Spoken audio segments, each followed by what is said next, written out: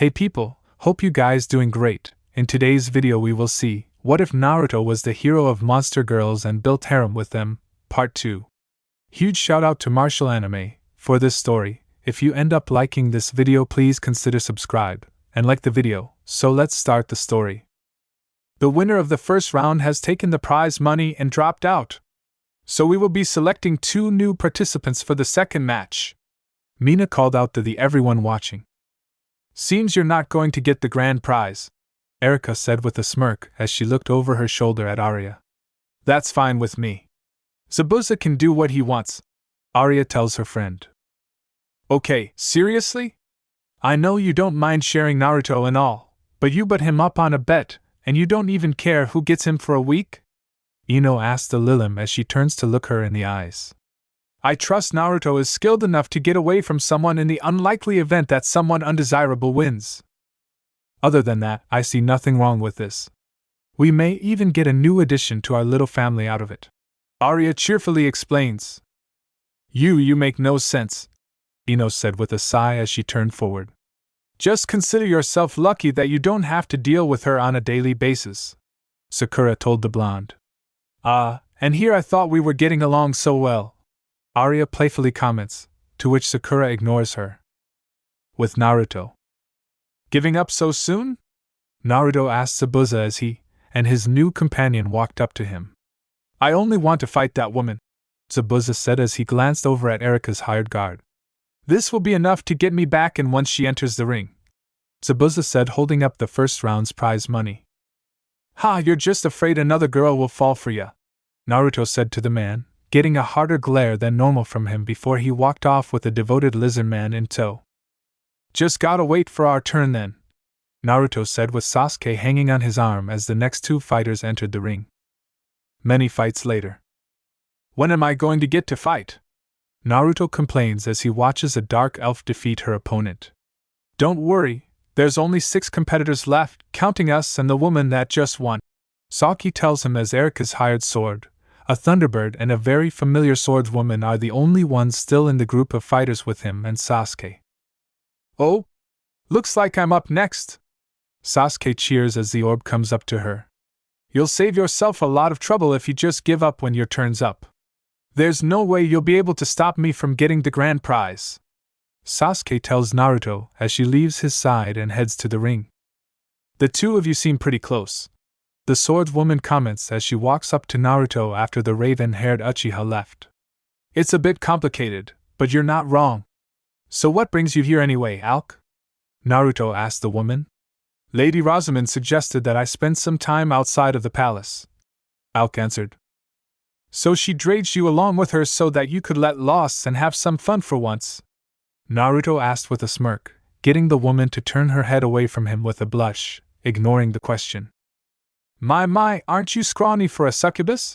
The dark elf says in a mocking tone as she looks at Sasuke's flat chest.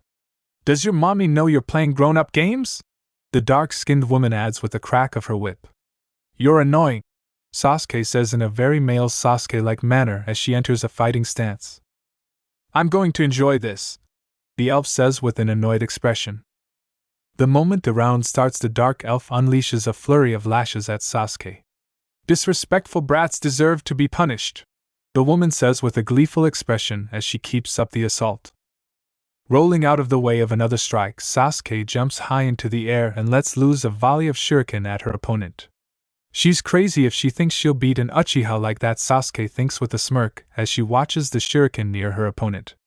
Only for her smirk to disappear when the dark elf uses her whip to deflect the projectiles. Ha! Leave it to a child to bring silly little toys to a fight, the dark-skinned woman taunts just before she dashes past the shuriken littering the ground in front of, ready to unleash more of her punishment on Sasuke. In the stands. What's wrong? I figured the 2 of you would be cheering so loudly for the Uchiha that I'd lose my hearing, Arya tells Ino and Sakura. We would, but Ino started with perplexed look. It's weird seeing him as a girl, Sakura says. So that succubus out there is an alp? Erika asks. Yeah, though she can change back to human, so it's not permanent, Arya answers. Regardless of its permanence, the 2 of them should give up on whatever silly crush they seem to have. Those who become out do so for a reason, and it's not because they're interested in girls, Erika says. Give up on Sasuke? Sakura yells at the vampire. Like hell we just give up, Ino adds. If you want to be idiots, then go ahead. It doesn't affect me, Erika said as she turned away from the fuming girls. With Sasuke. What the hell is with the S&M play? Sasuke asks herself as she finds herself bound by the woman's whip. I don't think this is quite right for you. The woman mocked as she brought attention to the whip, all but slipping over the near non-existent frieze it's wrapped around. Maybe I should use a different position for such a little kid, the dark elf said as she knelt down and started poking Sasuke's face with the handle of her whip. In the stands. She's got quite the interesting fighting style. Wouldn't you agree, Kurinai? Arya asked, turning to look at the genjutsu user at the end. Yes, it's interesting, Kurinai answered hesitantly with a bland expression. You're not really the publicly sexual type, are you? Oh well, Arya said with a shrug. What about you, Hinata? Think Naruto would enjoy a little rough play? The Lilim asked Hinata. Our rough play? Hinata asked in surprise. That S sounds. Hinata began stuttering as her demonic energy began to surface. Like a good idea. Hinata finished her sentence as her monster half took over. Nothing too rough though, the Hyuga added before blushing when she remembered that she's in a crowded area. At least her personality doesn't change completely, Kurinai thought with a small sigh. I'll see what he thinks about it later. Now, what's with you two? Arya asks Ino and Sakura, seeing that they're just staring at Sasuke with dumbfounded expressions. Hello? Arya asks as she waves her hand in front of their faces. They've been like that since Sasuke's opponent started tying her up, Asuma told the Lilim. That's so? Arya said as she sat back. They really need to get over that kind of thing. Arya comments to no one in particular. With Sasuke. What do you think about this one? The dark-skinned woman excitedly asked after she finished putting Sasuke in a new position that involves her arms and feet being tied together behind her arched back. I don't think it suits me very well, Sasuke said, clearly annoyed with the woman. Then we'll just have to find one that does. The woman cheers. If you enjoy this so much, Sasuke started as she used an escape jutsu to get out of her bindings. Then how about you try it? Sasuke calls out as she jumps back and throws shuriken attached to wire at the dark-skinned woman. WWH what? What the hell do you think you're doing, you little fish? The dark elf yells at Sasuke as she gets tangled in the wire. What's wrong? Can't handle your own style? Sasuke smugly asks as she tugs on one of the wires, bring the woman to the ground. The woman's response being a bunch of insults directed at the uchiha. Not wanting to listen to her, Sasuke takes out a kunai and flings it into the ground next to the woman's head, leaving a shallow cut on her dark skin. None of my weapons are made of demon realm silver, and I won't miss a second time, Sasuke says as she pulls out a second kunai for the now petrified woman to see. I give up now, the dark elf says. In the stands. Sasuke normally wouldn't have given her opponent the chance to tie her up like that if it was that easy to beat them, Kakashi commented. Probably has something to do with the sudden gender swap. It normally takes a while for an alp to transition into a girl. Sasuke does it instantly. It'd only make sense for her to have some trouble getting comfortable with the sudden change, Arya suggests. Good enough reason for me, Kakashi says. I admit that the idea makes sense, but you really should be more concerned about something that affects your student like that, Kana tells the masked man from her place in between him and Luna. It's not like she'll get seriously hurt out there. All of the competitors are using non-lethal attacks, Kakashi reasons. Regardless, you should show more concern, Kana says. With Naruto. I see. It's good to know that you have a skilled teacher, Alk said after listening to Naruto recap what has happened in his life since they last saw one another. Though it would seem that you lack a skilled sword master to further your skill with a blade. Perhaps you should visit the palace more often so that I can continue teaching you, Alk suggested with a small blush. Sure. I wouldn't have anyone else teach me how to swing a sword, Naruto tells the woman. Really? Alk asked, turning her head to look directly at Naruto, and embarrassed at the small stutter. Of course.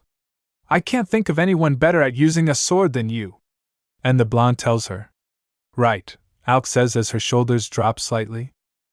How can someone with so many lovers be so oblivious? Alk asked herself as she looked back to the ring. It's about time. I was starting to get restless just standing around here. The Thunderbird nearly yelled as the orb selected her to fight next. Stand back and watch me own this competition, the woman boisterously said as she flew off to the ring.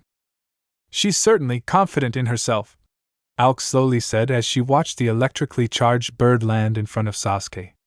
Hee, nothing wrong with a little confidence, Naruto commented. With Sasuke. Ready to have your ass kicked? The Thunderbird asked as sparks fly off her body.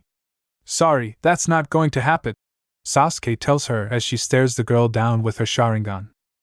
Stop dodging and let me hit you already, the Thunderbird yells out as she sends yet another bolt of electricity at the gender-bent Uchiha, tearing up the ground as it moves towards her. This isn't going well, Sasuke says to herself as she flips out of the lightning's path of destruction. She keeps her distance, and is too fast to try any kind of direct attack from this distance, the Uchiha concludes as she glares up at the Thunderbird as she readies another barrage of lighting down at her. A weak little succubus that can't even use her wings doesn't have a sliver of a chance of even hitting me. Now just accept your loss already, the electricity-charged monster girl yell, clearly annoyed that she keeps missing, as she lets loose her build-up bolts of electricity. In the stands.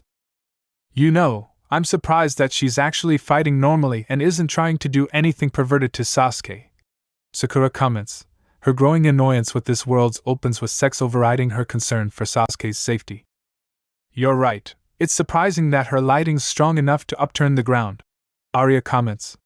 So that's unusual? Kakashi asks while glancing over to the Lilim. Of course, normally a Thunderbird's electricity is meant to bring a strong feeling of pleasure, Arya says, getting a groan from Sakura.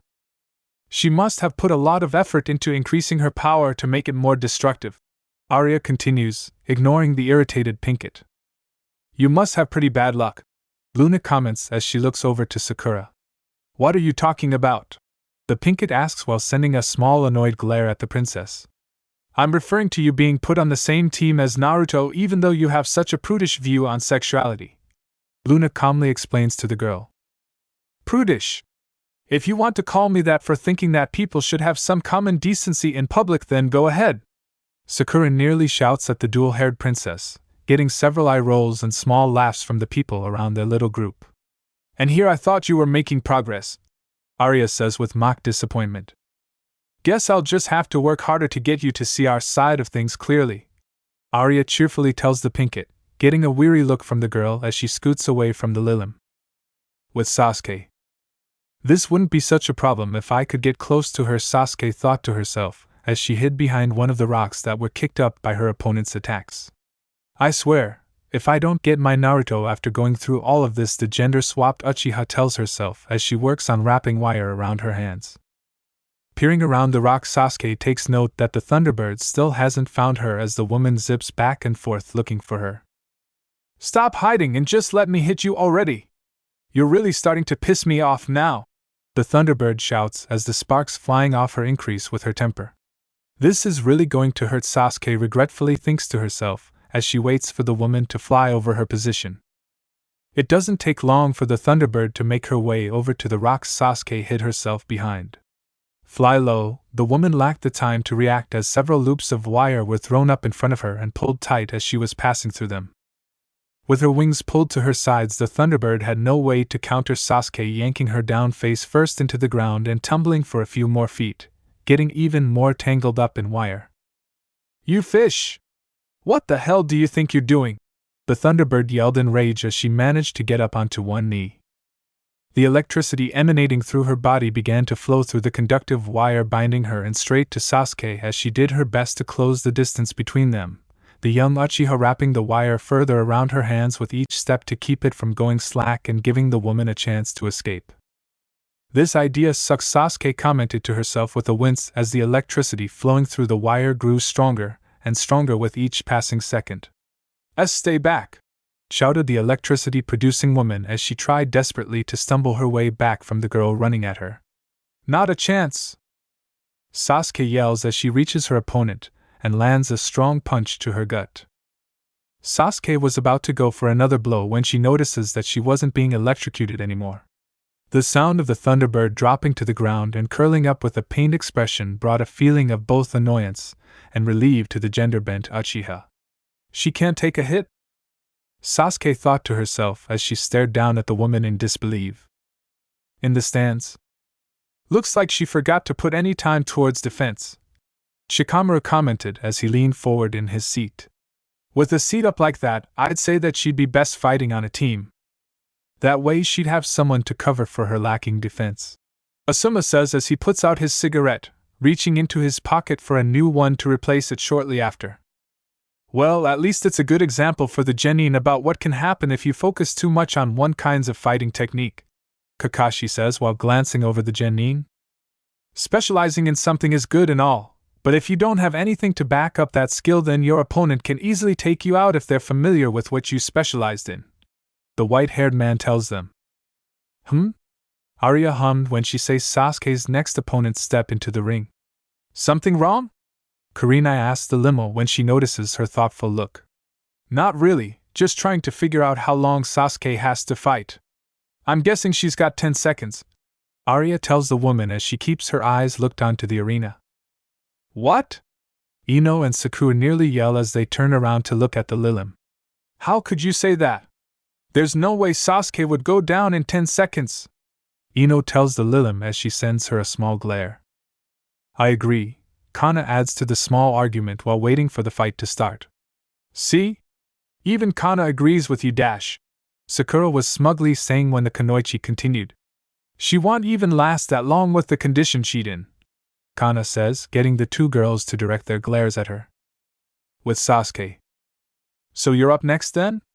I recommend you just give up now, Sasuke tells her opponent, as she ignores her slightly heavy breaths and charred clothes.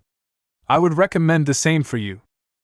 Victory would be mine even if you were not injured, the armored swordswoman tells Sasuke as she rests her opposite hand on the handle of the claymore strapped to her waist. Not going to happen, Sasuke tells out just before the round starts is announced.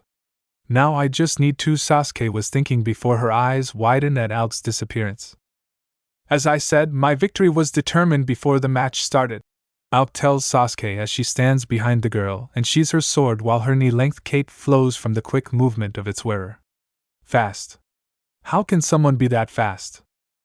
Sasuke asks herself as she shakily looks down to see the violet glow of the slash starting at her right hip and moving up to her left shoulder. If that sword was made from anything else, I'd be, Sasuke thought as she started to fall forward, her eyes closing as she closed in on the ground. Almost immediately after hitting the ground, Sasuke's body becomes shrouded in pink glow. Once the glow subsides, Sasuke's left laying on the ground as his normal self. Oh, make Uchiha succubi. Damn that other me. She put us through all that shit and for what, the dope? Sasuke thought to himself as he reached the near-abandoned Uchiha compound. You shouldn't talk about yourself like that, female Sasuke tiredly tells her male counterpart. The first two fights had been rough on her, but the slash out gave her cut away nearly all of the demonic energy she'd managed to accumulate, and ended up sleeping the whole night in order to recover. You're still around? I was starting to hope you'd been cut out of me last night, Sasuke tells his counterpart, annoyed that he still has to deal with her. You're certainly in a good mood this morning, female Sasuke sarcastically says. You took over my body, got used beaten to unconsciousness, and embarrassed the Uchiha name in front on the nobility of that world. Seriously, what the hell kind of fighting was that? I was sore the rest of the night. I ended up going to the palace's infirmary to get some relief after the dance was over, Sasuke tells the girl, clearly pissed at what happened. Well, maybe if you'd let me use our body every now and then I'd be able to fight without getting my ass kicked in the process, female Sasuke tells her counterpart, getting annoyed with the boy. Forget it, you'll just run off to seduce that idiot, Sasuke tells her as he stops in front of his door and freezes with a somewhat disgusted expression. I can't believe I have to tell myself this, Sasuke tells himself as he smacks his forehead. You don't have to insult him like that. Besides, it's not like you're looking for a girl to help rebuild the clan. In fact, you avoid them like the plague, Female Sasuke comments as Sasuke enters their house. Hey! Are you ignoring me? Female Sasuke shouts after a few minutes pass by without a reply. Damn it! You can't ignore me forever, you know. The Alp tells the boy as he slips his shoes off and walks further into the house acting like he hears nothing.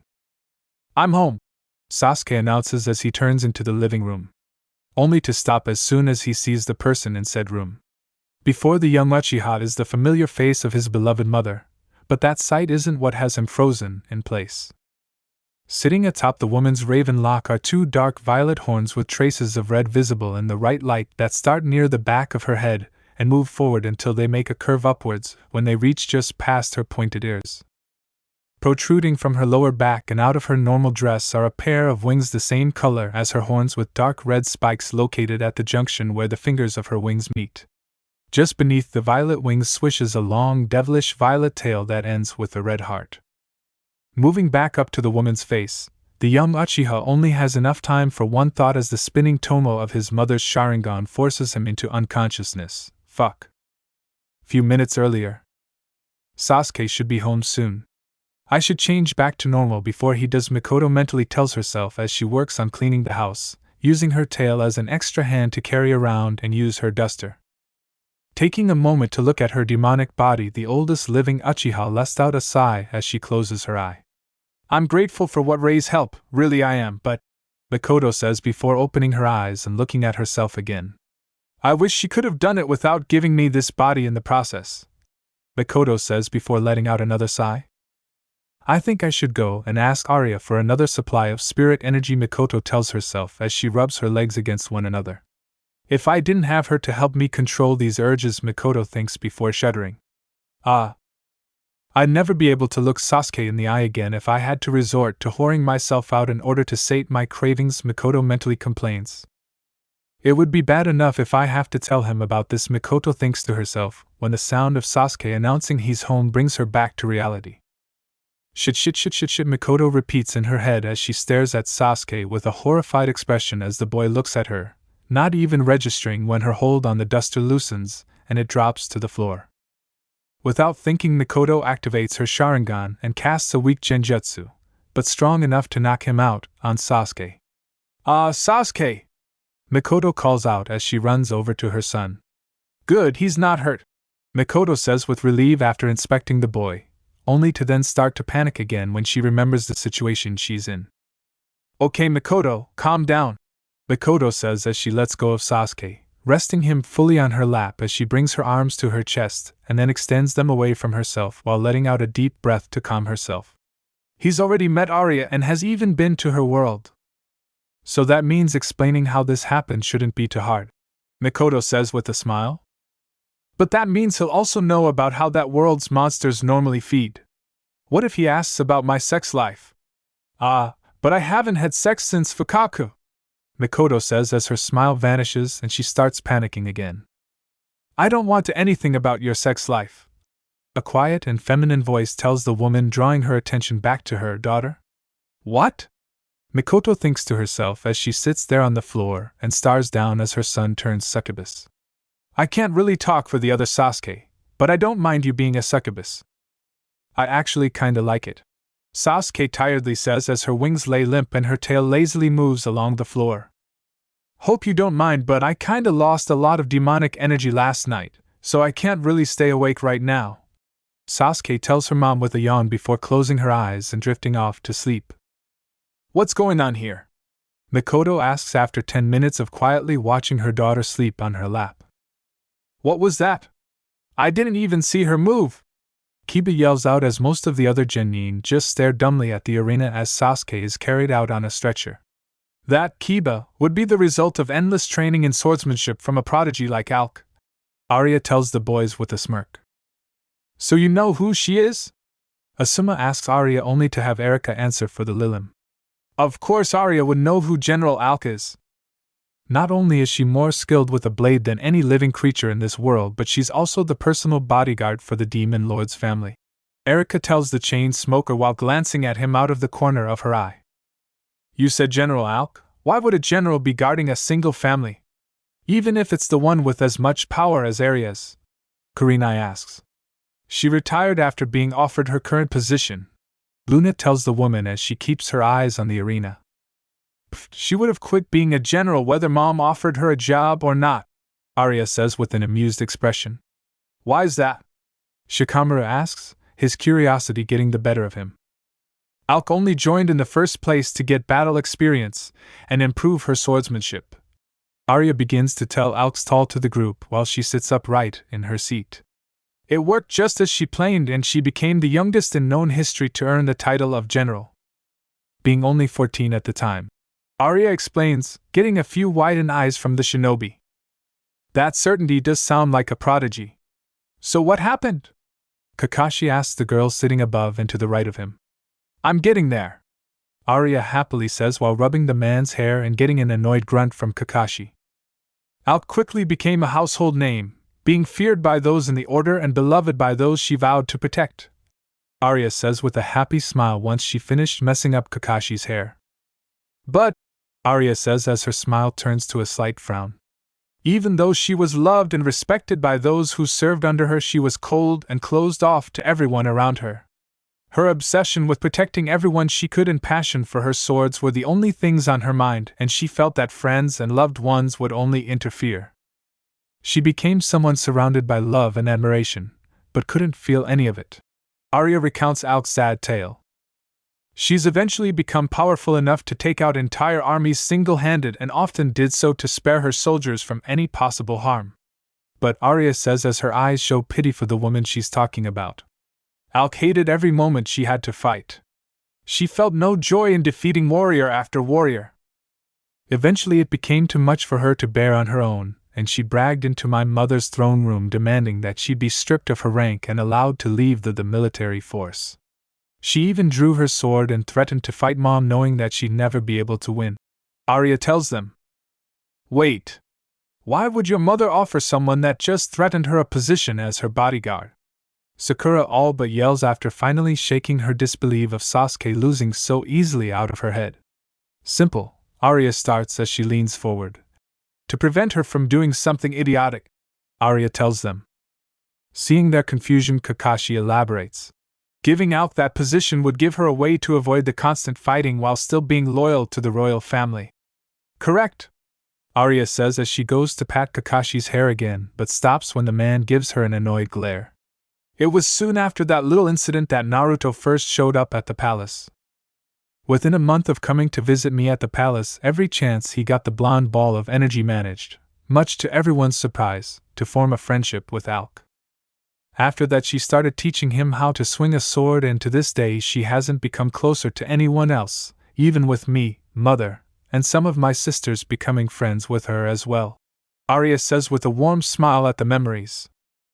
Another teacher? I'm starting to feel a bit unimportant, Kakashi jokingly says. He's also had a few training sessions with my dad if you want to count that, Arya says with a playful smirk. Maybe I should step up their training if I want to make an impression on him, Kakashi says, a bit embarrassed about what he's taught the boy in comparison to his other teachers. What have you taught your team so far? Kana asks the masked man. Teamwork and the tree walking exercise, Kakashi answers while rubbing the back of his neck sheepishly.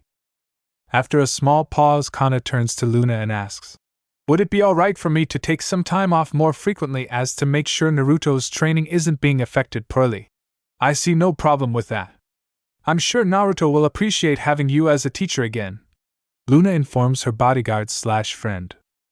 That's not what I had in mind, Kakashi says with dropped shoulders only to be ignored by the two. In the arena. I don't suppose you could just let me win? Naruto asks the woman standing a short distance away from him, while both of them stand with their swords drawn. I cannot allow myself to go easy on you. How would you learn if I did that? Alk tells him while giving the blonde a hardened look. Learn? Is she confusing this with training? Naruto asks himself as the start of the round is announced. Only the reflexes built up from years of training with the swordswoman allowed the blonde to block Alk's strike to his side.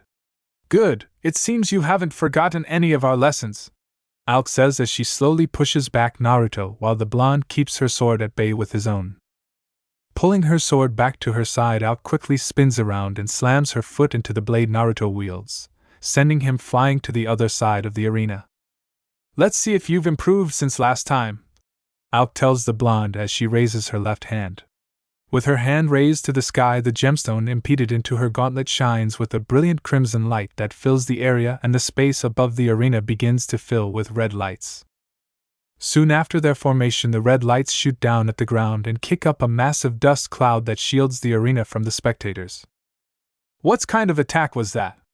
She hit the entire arena, Kiba complains as they stare at the dust cloud. At least Naruto lasted longer than Sasuke, right? Choji says. The fight isn't over, Arya says with a smirk. What do you mean it isn't over? Did you miss what just happened? Sakura asks the Lilim after turning around to face her. Just take a look at the arena, Arya tells the Pinkett as the dust cloud settles down. Arena. A battleground fit for a swordsman, Alk says as she stands with swords of all shapes and sizes piercing the arena floor. Now show me how much you've grown. Alk commands Naruto as she picks up a second sword before jumping into the air with a spin, catching a third sword by the hilt with her foot, and then launching all 3 blades at the blonde. Stands. What the hell? She can just make weapons? Kiba yells out as the rest of the genin watch the match closely. It's more likely that she just used something like a storage scroll, Kakashi tells the boy. That's right, Kakashi, Arya tells the man with a glance in his direction. The gemstones in her gauntlets are linked directly to her personal armory. As long as she has them, she'll never be without a weapon, Arya explains. Yes, even a small demonstration of her weapons such as this is quite impressive, Erika comments as she watches Naruto try and defend himself from Alk's onslaught. So this is small compared to what she can do. How many swords does she have? Kurenai asks as Hinata sits next to and wincing every time she sees Naruto take a hit.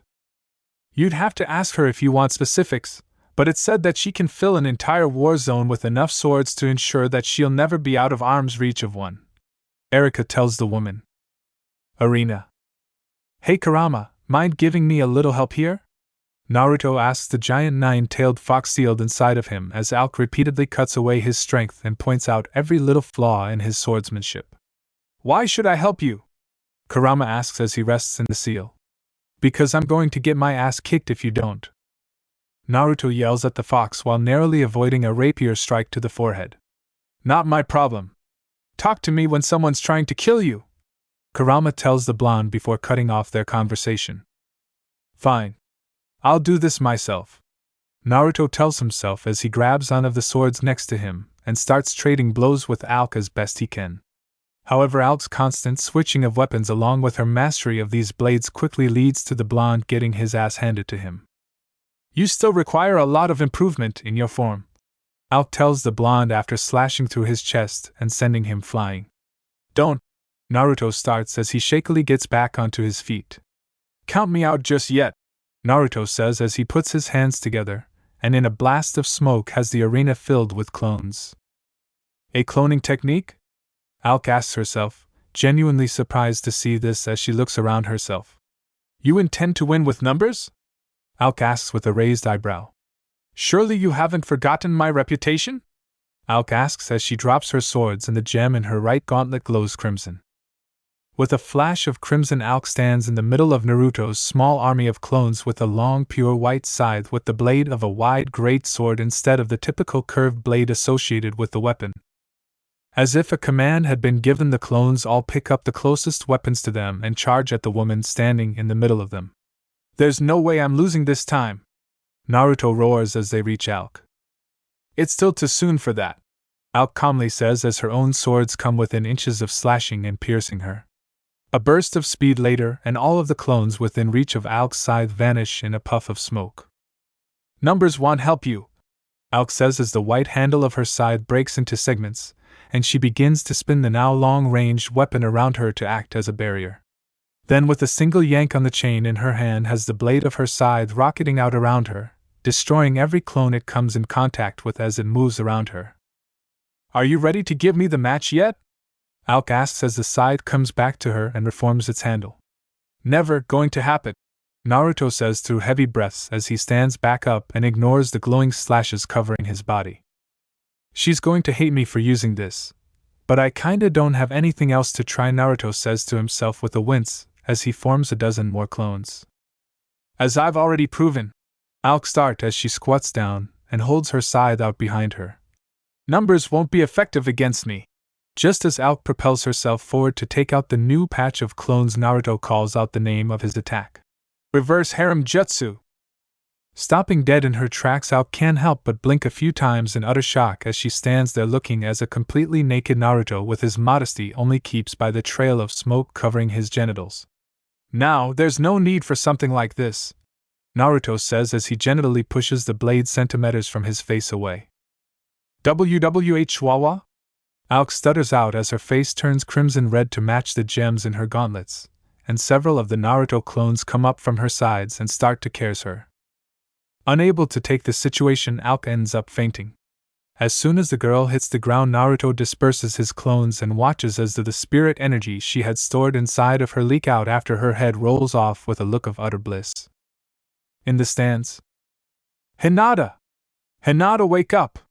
Kushina tells the young Hyuga as she tries to wake the girl from her sexual fantasy brought on by Naruto's finishing attack.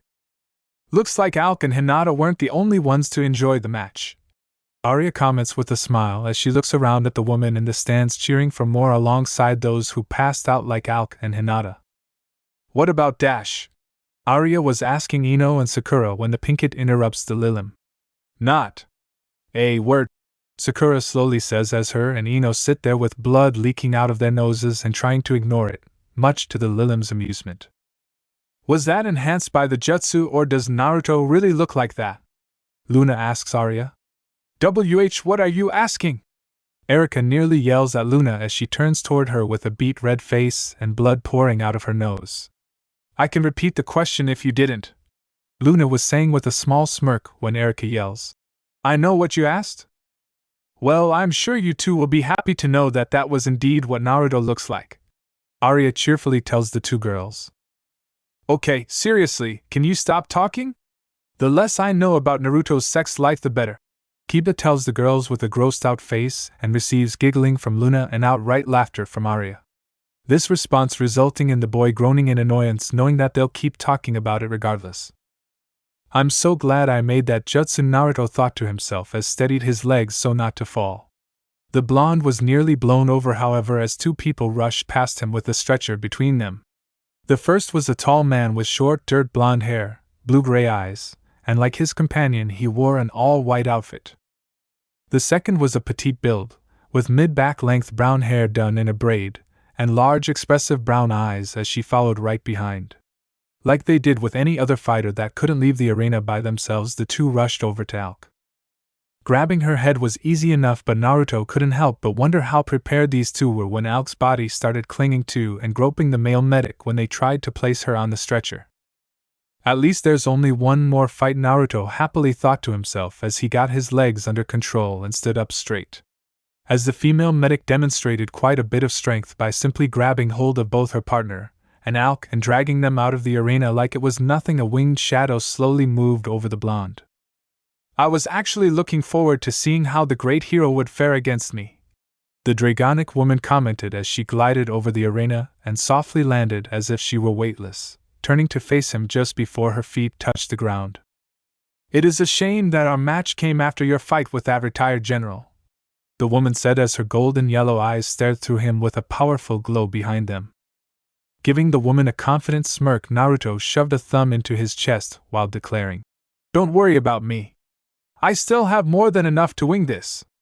Though this declaration probably would have been cooler if Zabuza hadn't picked the blonde up by the back of his shirt seconds after making it. Get lost. This fight is mine, the ex-Kiri shinobi turned royal bodyguard told the blonde, struggling to get out of his grip while looking at him with his usual glaring expression. Why would I dash? Naruto was starting to remark with sending his own glare at the man when the swordsman cut him off.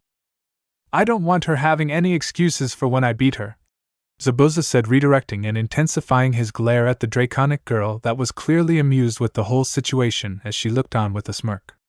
Now move it before I add a few more slashes to your body, the man said while tossing the blonde over his shoulder and out of the arena.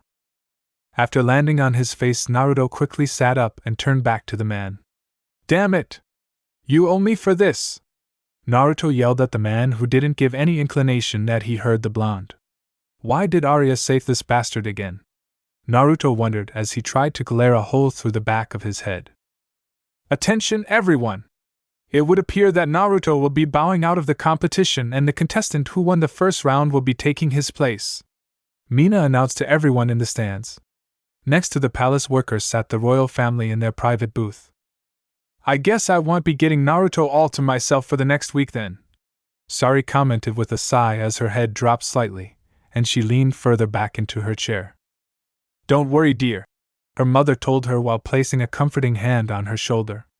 It was just bad luck is all, the brunette told her with a reassuring smile. Yeah, I guess you're right, the red-haired princess told her as she sat back up. Not to mention you still have him for the rest of the night, Joanna added as the hand she held on her daughter's shoulder moved to cover the smile she had when her daughter's face turned bright red at her mother's implication. Wait? Sari had a competitor in the tournament? Rutley asked with a very confused expression as he leaned forward to look at both his wife and daughter. Just keep watching the tournament, dear. I can handle Sari's love life okay, Joanna told the muscular man, who only seemed to become more confused at his wife saying things but listened to her regardless. So Princess Arya's little lapdog believes he can match the great Tiamat? Tiamat asked the man while resting the palm of her hand on the crystal hilt of a great sword left from the last match. You are either overconfident in yourself or incredibly stupid to believe such a thing, the woman calmly said with a small smirk as she looked down at the sword her hand was resting on, as if she didn't even need to see the man in front of her to win the match. Let's see if you're still talking big when I cut you up, Zabuza retorted as he grabbed the sword Arya gotten made for him with his good arm and directed it at the dragon. Try not to complain too much when I win, Tiamat softly spoke as her wings shot open, pulling the nearby blades out of the ground with the gust of wind that came from her emerald wings. With Mina announcing the start of their match, Tiamat used the strength of her wings in conjunction with her legs, pushing herself forward with enough power to crack and break apart the ground she was standing on. Little more than a blink of an eye later has sparks flying as Tiamat's claws racked across the flat of Zabuza's blade.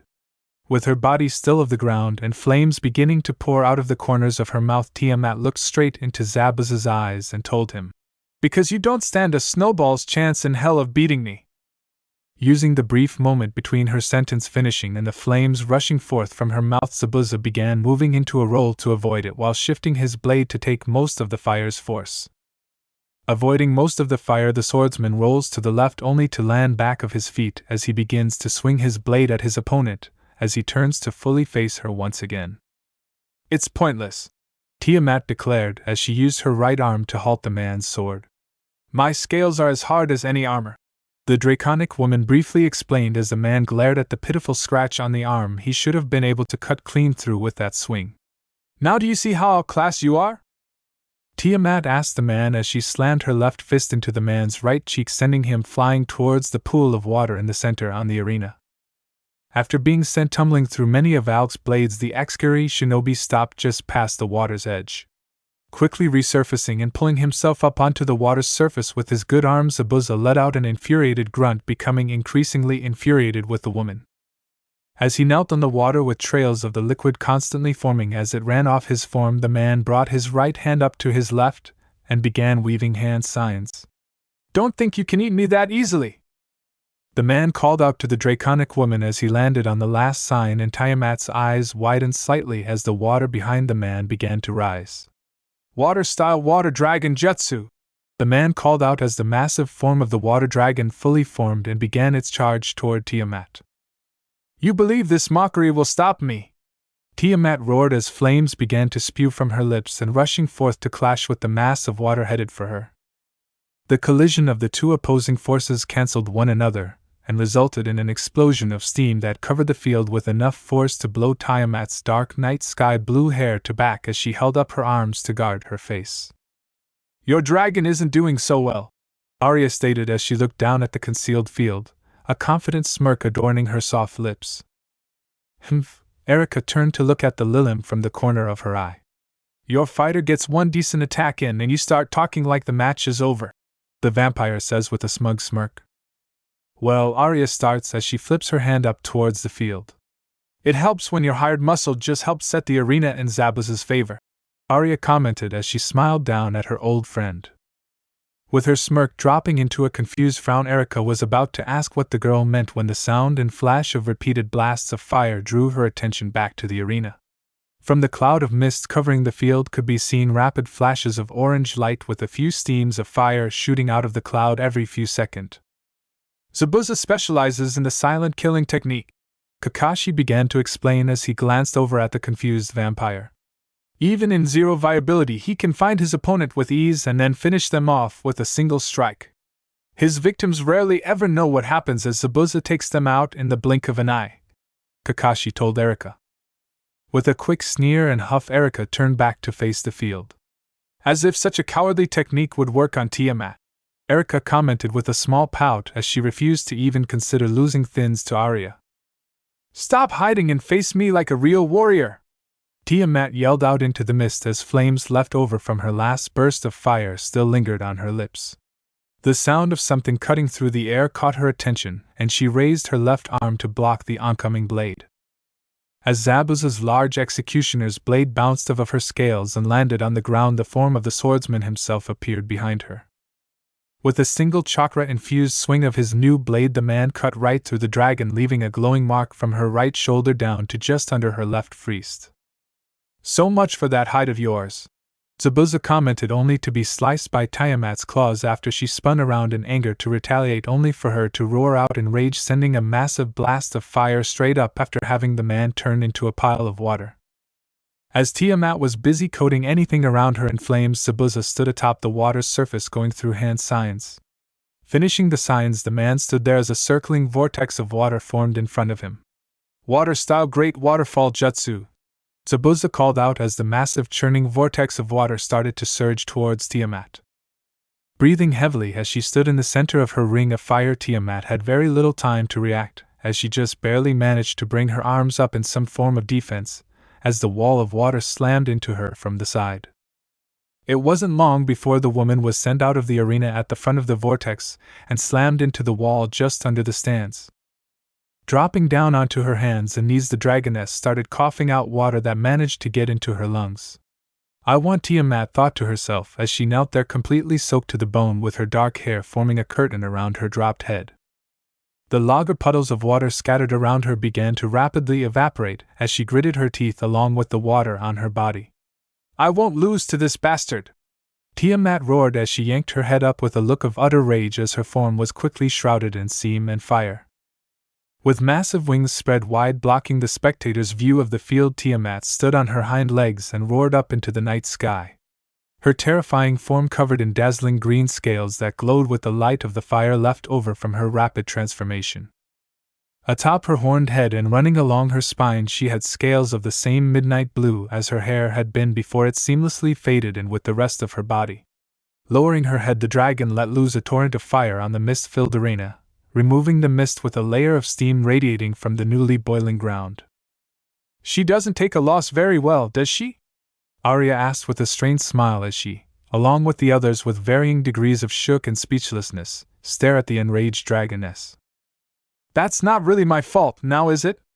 Erika retorts as she turns around to look at the white-haired girl with a victorious smile. Is that even fair? Ino blurted out as she pointed at the dragon. That has to be cheating, right? The blonde adds as she turns her head towards the vampire. There are no rules stating that she cannot use her transformation. Luna comments as her and Kana busy themselves with the events occurring in the ring. What's wrong? Tiamat called out as she swiped her hand across the ground, shattering it and sending swords of all shapes and sizes flying. Afraid to fight me now that you can't hide in your mist? Tiamat accused as she kept her eyes locked on the man running and dodging her strikes. Jumping behind an upturned piece of the now thoroughly destroyed field to avoid another stream of fire from the woman, Zabuza took the brief moment to catch his breath as he sat down with his back pressed against the large rock. This is starting to piss me off, the man thought to himself with a glare as he reached into his pouch. Hiding won't help you no dash. Tiamat was saying as she rushed her head past Zabuza's hiding spot with flames spilling from her jaws when the ball that looked like it was made from paper slips was thrown in front of her face by the man and exploded in a blinding flash. Gwa! Tiamat roared as she flung her head back while thrashing it violently. You bastard! I'll kill you for this! The dragon roared out as she tried to shake the effects of the flash bomb out of her eyes. Easily jumping out of the way of the woman's hand as she blindly lashes out at the spot she saw him, Zabuza landed on her outstretched arm and began to run up it, quickly making it up to her shoulder despite her massive wings trying to create gusts powerful enough to blow him back. While cursing the man out, Tiamat desperately tried to remove the man from her body with her opposing hand while sending rocks and boulders flying at him, using her tail to crash into them from the ground. Why don't you just shut up already? Zabuza told the woman after running up the back of her neck and taking his Demon Realm's silver blade and running it into the top of her head.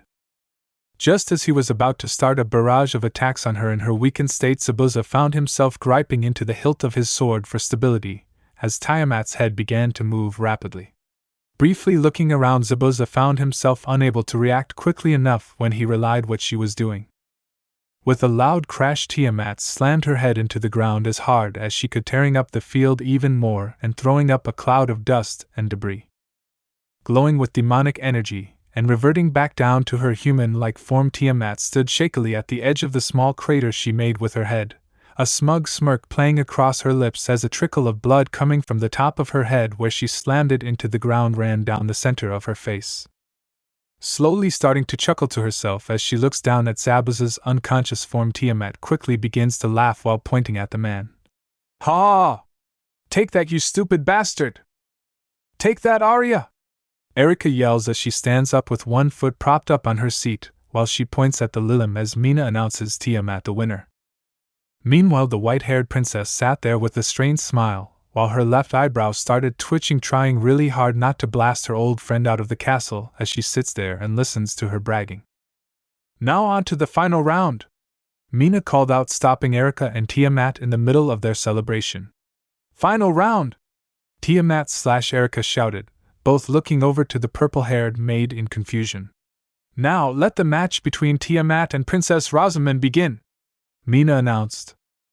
I wonder why Rosa entered. Arya wondered as she looked down in surprise as she elder sister gently glided down to the field and softly landed on one of the boulders that used to make up the gently inclined arena, while Erika looked on in horror as her victory over Arya began to slip away from her more and more with each passing second. If she just wants to sleep with Naruto, she could always just ask, Arya commented as her left arm rested just below her face and her right hand went up to rub her chin as Ino, Sakura, Kiba, and Choji were sending her weird looks for saying it. Finished already? But I only got to use one move, Rosa said with a slight pout as she stood in the same spot she landed with a tilted head and her right hand held out like she was using a pretend pistol as her pointer finger was stretched out with her thumb held straight up. Oh well, the Lilim said with a joyful smile across her lips as she moved her right hand to rest on just below her right cheek. Maybe you'll put on a better show next time. Destri should be happy with this. Meanwhile, Tiamat was flat on her back, out cold from the restrained blast Rosa hit her with. Ha ha! Rutley let out a hearty laugh as he threw his head back with his right hand resting on his muscular stomach. It went straight out of nowhere. I bet the guests never saw this outcome, Rutley said as he looked over to his wife. Yes, darling, I have no doubt they enjoyed the matches, Joanna said with a warm and gentle smile, while on the inside she was trying to figure out how much time and money it would take to have the field repaired. So how did you enjoy the tournament, Sari? Huh? Joanna asked as she turned to her daughter's seat, only to don a confused look when she finds it empty. She left halfway between Tiamat and Zabuza's match, Mina clarifies for her queen while looking over her shoulder with a smile. A short time later. Thank you so much, Princess Arya. A beautiful woman with long, curving, nearly white blonde hair, flawlessly pale skin, amber-colored eyes framed by her blonde locks, and wearing a burnt orange dress with a slit running up her left leg and barley covering her rather large bust, beamed as she vigorously shook the Lilim's hand. You truly are wonderful. Having Naruto be the grand prize was simply genius, the White said as she continued to shake Arya's hand with a beaming smile. It was my pleasure. Anything to make tonight's events more enjoyable, Arya said with a warm expression as she managed to slip her hand out of the woman's hold. It warms my heart to see my efforts were not in vain. The princess spoke while her thoughts were focused somewhere else. The others are definitely going to kill me when I get home, the girl thought, doing her best not to let her lack of safety in the near future show as she forces a strained smile. Luckily, the White and her husband appeared to happy about the turn of events to notice. Our little girl is going to be so excited when she finds out about this, the man, standing at least a head taller than everyone else, said as he draped his rather thin arm considering his height around his wife's shoulder. It broke our hearts when Fushi came down with a cold and couldn't come to the party, the man said as he placed his free hand over his heart with tears streaming down his cheeks. We were going to stay behind with her, but she insisted that we come and enjoy the party anyway, he said as he lifted up his arm to wipe away the tears with his sleeve. Cold? Arya asked with a concerned and questioning expression. Oh, it's just a little cold, Destri said with a short wave of her hand, ignoring her beloved's overdramatic antics. She should be back to full health by now, in fact. We just couldn't risk making it worse by having her traveling like this, Destri reassured Arya. By the way, the man began to say, his tears dried up. Where is Naruto? I'd like to formally meet the young man who'll be keeping my daughter company for the next few days. Sari's bedchamber.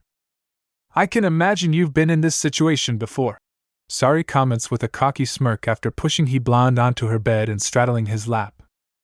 I hope you don't mind if inexperienced me takes the lead, the princess tells him as she slides her hands from Naruto's shoulders slowly down his chest, unbuttoning his tattered and torn tux as they move towards his waist. Reaching down to grab her wrists, Naruto asked, Are you sure you're okay with this? We can go slower if Yogwa, before being cut off when Sari yanked his shirt and hands up over his face, exposing his toned chest to the gentle desert breeze blowing in from the open balcony doors. Do you ask that to every girl you sleep with, or am I just special? The princess asks with a smile as she reaches up to the top of her dress, leaving Naruto's shirt over his face. I don't usually get the chance, the blonde retorts as he quickly shakes his head out the bottom of his shirt turned blindfold, only to pause momentarily from freeing his arms as he takes in the sight of the red head sitting on top of him. Don't worry so much, Sari warmly tells him as she looks down at him with her dress pulled down to show off her hand-filling chest in the light of the full moon before slowly leaning down to his face. If I wasn't ready for this, then you'd have never seen me this way, the princess says as she closes the distance between them, and then finally pressing her lips against his. Lemon skipped. Standing outside one of Konoha's hot springs, Sakura was busying herself with looking between the letter and one free hot spring visit coupon she got in the mail that morning. Why did she send me this? The Pinkett wondered to herself as she tried to image what sort of nefarious situation the Lilin princess was concocting. Are you going to just stand there all day? Ino asked, snapping Sakura out of her thoughts as she turned to look at the blonde standing next to her. You got one too then? Sakura asked with a somewhat amused expression as she held up her letter for the girl to see more clearly. Yep, the blonde answered as she brought out her own letter. Any idea what she's planning? The girl asked as she moved the hand with the letter in it to rest on her waist. Not at all, Sakura said with a sigh as she lazily throws up her arms and shrugged. Might as well get this over with, the Pinkett said as she turned back towards the entrance and proceeded to walk in, Ino following right behind her. Entering the check-in room, the two shinobi were met by a relatively young woman with jet black hair pulled back into a bun and wearing a light pink kimono with a white flower pattern running up her left side and a yellow obi keeping it tied shut, standing behind the front desk. With an apologetic smile, the woman began to say, I'm sorry, but we're closed for the day. You'll have to OH, before seeing the pieces of paper the two girls were holding. Forgive me. You must be Lady Aria's guests. Please proceed, I'm sure she's waiting for you, the woman said with a small bow. Giving one another odd looks, the two girls silently made their way to the woman's changing room. Several minutes later, inside the hot spring. You two decided to come after all, Arya joyfully said as she watched the two young shinobi walk out of the changing room. The Lilin was currently enjoying the warm water of the spring as she, along with most of her home's occupants, as she relaxed along the side of the hot spring with her white hair done up in a lost bun and the water covering her naked form from mid-freeze down. I don't remember these hot springs being so large. Ino voices her curiosity as the two of them reach the water's edge. We asked the spring owners to take down the wall separating the girls' and men's side of the hot springs when the girls' side started to become too crowded for us. Suki informed them from her little corner of the spring, as she brought out a portion of her long dragonic body for emphasis. They've been kind enough to do this every time we rent out the springs after. The Ryu added as her body sank beneath the water's surface once more, and she reached over to grab hold of her glass sitting next to her. Yeah, I guess that makes sense, Ino comments as she and Sakura slipped into the spring. Both girls were surprised that nothing weird had happened or was happening when they arrived, positive that the demon princess would be up to something. It sounds like you've been coming here for a while. I thought you were trying to keep a low profile all these years, Sakura points out with a teasing expression, hoping to get even a little bit of an edge over the monster. Enough money will keep anyone quiet, Zabuza answered before Arya could herself. Turning to give the man sitting behind a rock blocking him from view of anyone entering from the women's side an odd look, the two of them quickly did a double take as their odd looks became one of shock as they rapidly back away from the naked man sitting just out of arm's reach of them and nearly slamming into Arya. It's not just the money Lady Arya and her family have donated. A woman with long light brown hair pulled into a braid that went down her back, emerald green cat-slitted eyes, long canines, 2 cat ears sticking out the top of her head, furry paws for her hands and feet, and 2 tails sticking out of the back of the same kimono the receptionist was wearing, commented as she leaned down to hand the muscular man his drink. It's an honor to have a daughter of the royal family visit and an even greater honor to have her be such a regular customer, the Nikomata said as Ino and Sakura gaping like fish out of water as they started at the man while covering themselves with their arms. You sure you're not just happy to have us visit because Arya and Naruto introduced you to your husband? Miyaka responded, referring to the spring's owner. Turning around with a faint blush adorning her cheeks, the Nikomata mumbled something to herself before walking back to the building, leaving the fox as her many tails swished around her, Hinata, and Kuranai with a victorious smile playing across her kissable lips. I bet you two were excited when you received my invitation, no? Arya asked the 2 girls next to her after the attendant exited the hot spring. Shakily turning their heads around to send the Lilim hate-filled looks before the 2 yelled out in sync. Why the hell is he in here with us? While keeping their chests covered. While Arya was busy getting the ringing sound out of her ear, Caroline wanted to add her part to the conversation. Where else would he be? The hostess asked, not entirely seeing why the 2 girls were so upset. They were about to berate her for what they saw as a stupid question when Ray silenced them by wrapping tendrils of water around their mouths. Would you 2 stop yelling? We're supposed to be relaxing, the magically gifted girl said as she sent them half-hearted glares from her spot a few feet on the other side of Arya.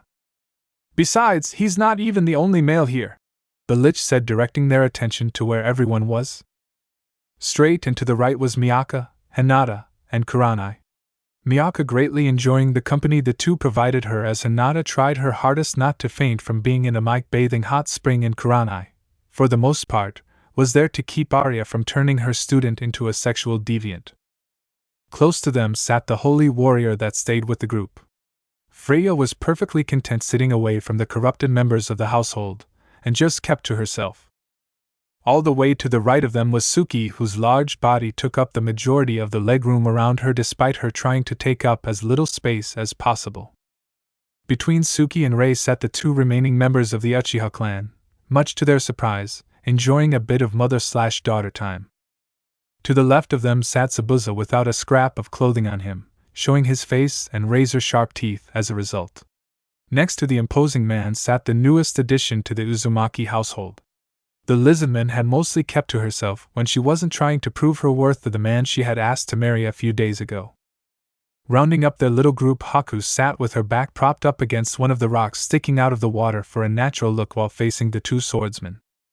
At the edge of the spring behind Haku had Caroline, relaxing as she let the warm water support a good portion of her freezed weight and taking it off of her back. Next to her was the house's maid Adele, leaning back with her arms resting on the stone floor behind her, and eyes closed, as the hot spring did wonders for her stressed muscles. Further left, where the men's side was connected by a narrow section of water, Shikamaru was sitting with his back facing them as Ma sat pressed up against him and Choji sat a few feet away on the other side. Opposite from them was Kiba and Kama's, and on the far side of their side sat Shino, still wearing his sunglasses, with the familiar Gertabula laying down behind him with her chin resting next to his shoulder. Out of the water, Baka was enjoying the steam that rose from the water, much like the living doll and her pink slime friend who sat at the water's edge by themselves. "Aren't you two supposed to be shinobi?" Zabuza questioned as he looked at the two out of the corner of his eye. With the two girls glaring at him, the man said, more to himself, "You lot of brats get craped out by a little skin showing, pathetic. I guarantee you're going to end up seeing a lot more junk in future missions. Might as well suck it up now and get over it." And with that, the man proceeded to ignore the two girls. "Don't worry, I'm sure you'll adjust in no time," Arya said with a warm smile as the water around their mouths dropped back down to the rest. "If it makes you feel any better, Rei had trouble the first few times she came to the hot spring with everyone else," Arya said with a small wave of her hand, causing Ino and Sakura's annoyed expressions to turn to ones of confusion as they looked from the Lilim to Rei, who was sending the white-haired girl her best death glare, and back to Arya. "You're joking, right?" Ino asked with a raised eyebrow. "Yeah, have you met Rei?" Sakura asked. With a roll of her eyes, the Lilim told them, "Of course. We've known each other for years." With a smile, Arya turns to look at Rei. She had such bright violet hair, fair skin, and she wasn't very good at hiding her emotions, Arya said as she patted the annoyed Lich's head. Glancing back at the two girls' disbelieving stares, Arya decided to add, "She also happened to still be human when we first met." "She used to be human?" the two ask in unison as Rei removes Arya's hand from her head. "I don't know why you're so surprised," Arya comments with a wide grin. "If you just asked anything about our past, I'm sure you would have known by now. We're not keeping our past secret, you know," Arya tells them as she leans back against the spring's edge. "So we just have to ask and you'll tell us anything?" Sasuke asks as she drifts over to them, having been half paying attention to their conversation. "But of course," an elated Lilim said as she clapped her hands together. With her eyes and grin widening, the gender-challenged Uchiha let everyone know her request as she cheerfully asked, "Can you tell us about one of Naruto's adventures? I barely know anything about what he did before we graduated." Hearing her joyful request, some like Shikamaru and Choji simply gauged, still getting used to the personality change this Sasuke has, while Zabuza just huffed, pretending not to be paying attention, and her mother looked on happily as her child smiled so joyfully, even if it all but required a sex change. "Sure, anything specific?" Arya asked, finding the girl's enthusiasm cute. "How he became a hero would be nice," Ino said, drawing everyone's attention to her. "What?" "It'd be nice to know why everyone's always praising him in their world," the platinum blonde said, mostly to her pink-haired friend than anyone else. "Oh, nice choice," the demon princess cheered as she sat up straight. Turning to Rei, the Lilim asked, "Do you want to help tell the story? I'm sure there are parts you remember better than me." "Sure, I can do that," Rei informed the girl. "Wonderful! Now let's start at the beginning, shall we? It all started when Mother sent me and Naruto on a diplomatic mission in Vafate with Dottie a little over 4 years ago." Arya began to detail their adventure to anyone willing to listen. 4 years ago, Kingdom of Vafate. Sitting on the high-quality red cushions of the richly made carriage with her legs propped up beside her, a young Arya wore a red jacket with magic woven into its threads for producing and keeping a comfortable temperature for its wearer, with a matching hat covering the top of her head. Under the warm clothing, the girl wore clothing that covered her body far more than she was used to, as the form-fitting black clothes left only her face and hands visible. "Isn't there a better way to reach the castle than this?" Arya asks with a bored look as she stares out into the pitch-black mountain night. "No, there is not," a woman sitting across from Arya with the same Lilim features shared by all of her sisters told her. The older Lilim wore a similar outfit with a dark gray color to her hat and jacket instead of the red her younger sister wore. Her long white hair was in a braid that went down the left of her and over her large B-cup chest, with her bangs framing her red calculating eyes, and her arms folded beneath her friests. The mountains that make up the bulk of Veifate's territory are shrouded in powerful blizzards most of the year. As such, hiring someone familiar with the area to guide us through the blinding storms is necessary, Dottie explained to the young girl. Then why would anyone want to live here? The growingly annoyed girl asked as her tail swished back and forth absent-mindedly in front of the blonde sitting beside her. It sounds like you've spent too much time behind the palace's lavish walls. A man sitting across from Naruto, and roughly the same age as Dottie, commented as the light inside the carriage cast a glare on one side of his glasses, only allowing one of his gray eyes to be visible. What's that supposed to mean? Arya demanded as her head shot around to glare at the man. You've never left the safety of the palace, at least, not without the aid of one of the many portals linking us to other allied nobility. If I remember correctly, the man with moderately long brown hair and a matching, even if rather short, goatee questioned the pampered princess. Utter lies! Arya shooed back with an outstretched hand. I have been to more than palaces and mansions belonging to nobles, the girl confidently declares. I would hardly count the brief amount of time you and your mother traveled to Naruto's home village as being relevant, the man said, getting a glare and gritted teeth in return from the girl. So, Naruto began as he watched Arya out of the corner of his eye. What's so important about this place anyway? The blonde finished, looking directly at Dottie. It's simple once you give it a little thought, Dottie begins with a smile.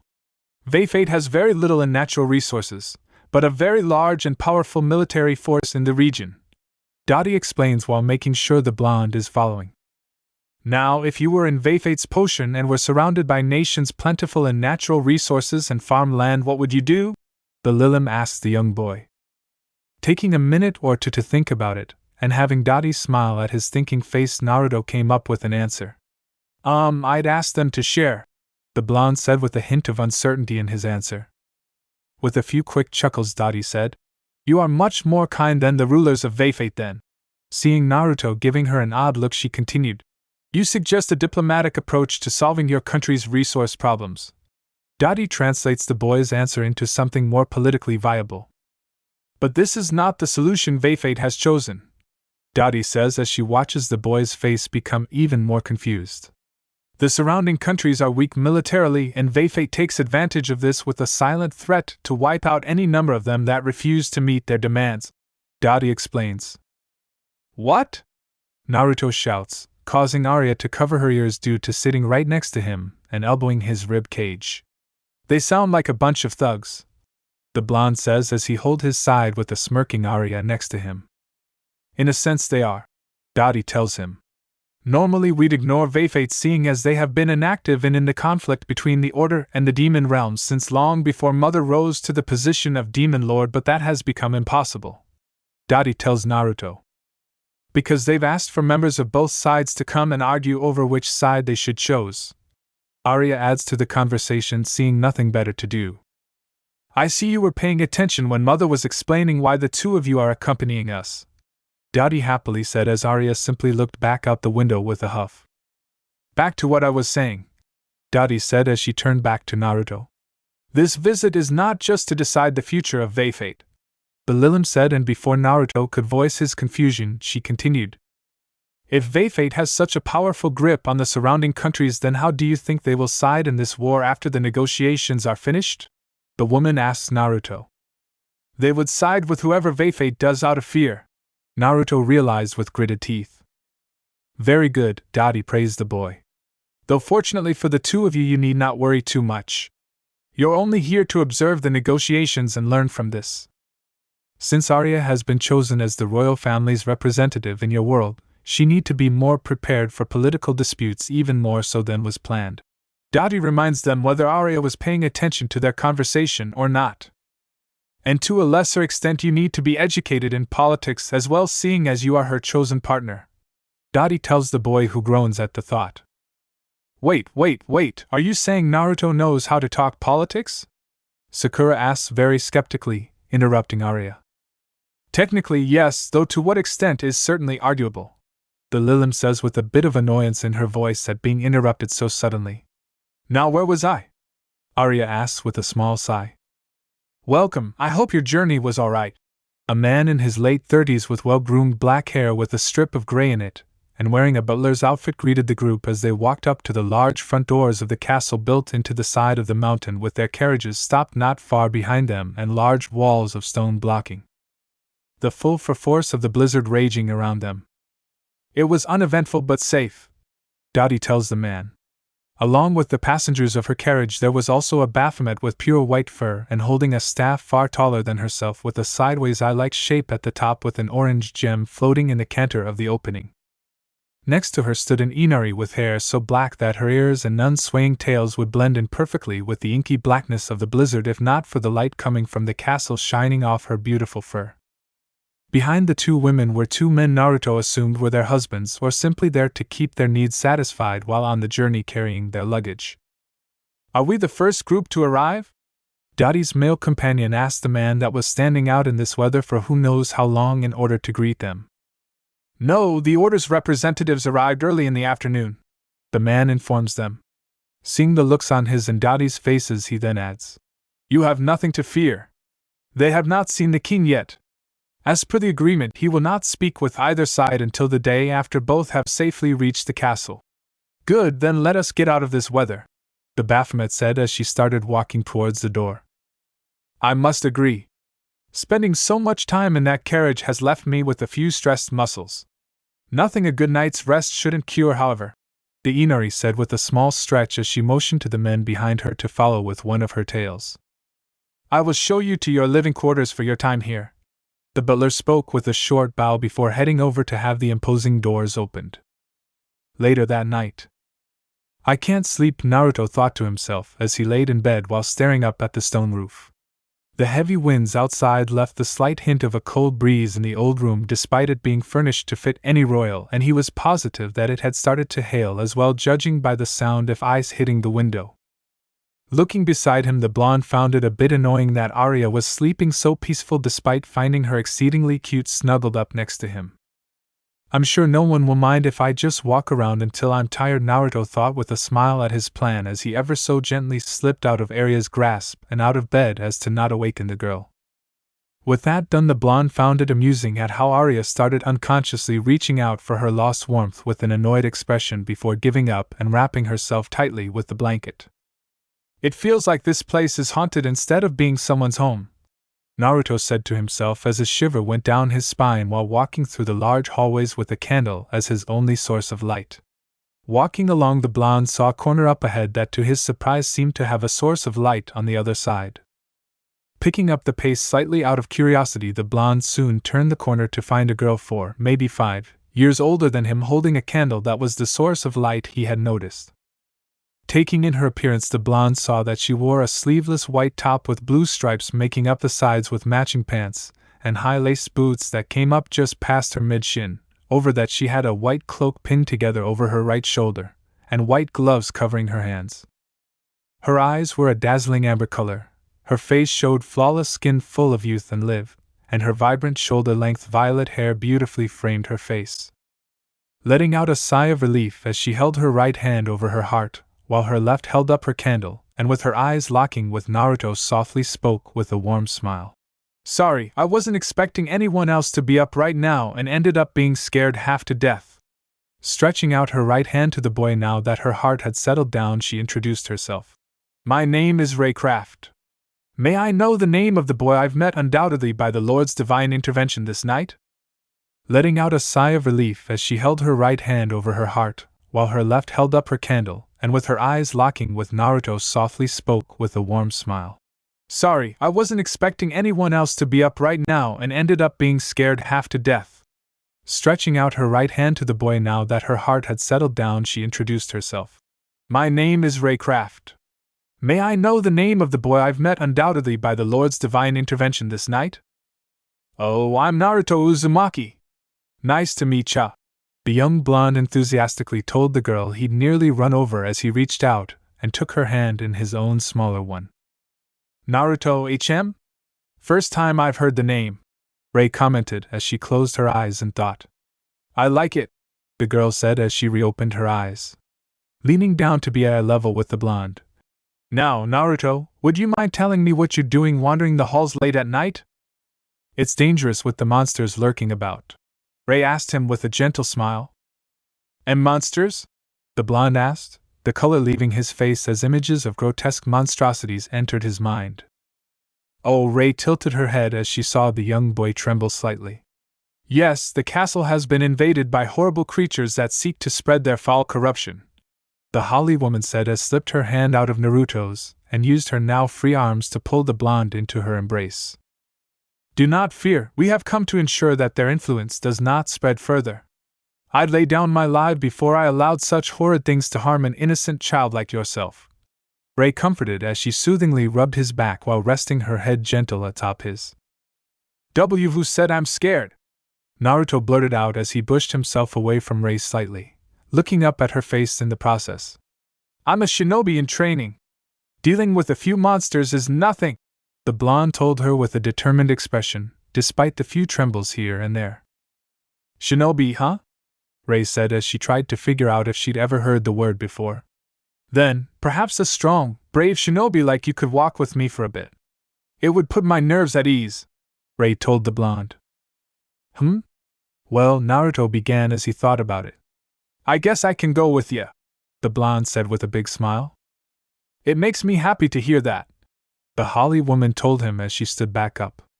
Now, would you be so kind as to tell me where your room is? Ray asked the blonde as she took his hand in hers once more. Sure. It's this way, Naruto excitedly told her as he started pulling her arm in the direction he had come from. Roughly 20 uneventful minutes later.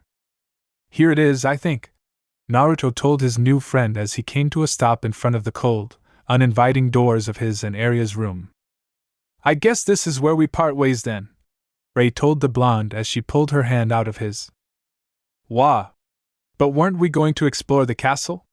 Naruto asked, disappointed that she was only going to take him back to his room. When did I say we'd do that? Ray asked the blonde with a smile, making him puff up his cheeks in a pout. Don't worry, the girl told him as she ruffled up his hair. I'll be staying at the castle for a while, so we're sure to meet again, Ray told him before taking her hand back and then reaching behind her. In the meantime, I'd like you to have this, the holy mage said as she pulled out a rosary and handed it out to him. Keep this on you at all times. It's rosary that I crafted myself, and then imbued it with the Lord's purifying power. With this, those monsters won't be able to lay a hand on you, Ray assured the blonde who gleefully to her gift. Thanks. You're a real lifesaver, you know, Naruto excitedly told the girl as he held onto the rosary. There's no need to say that.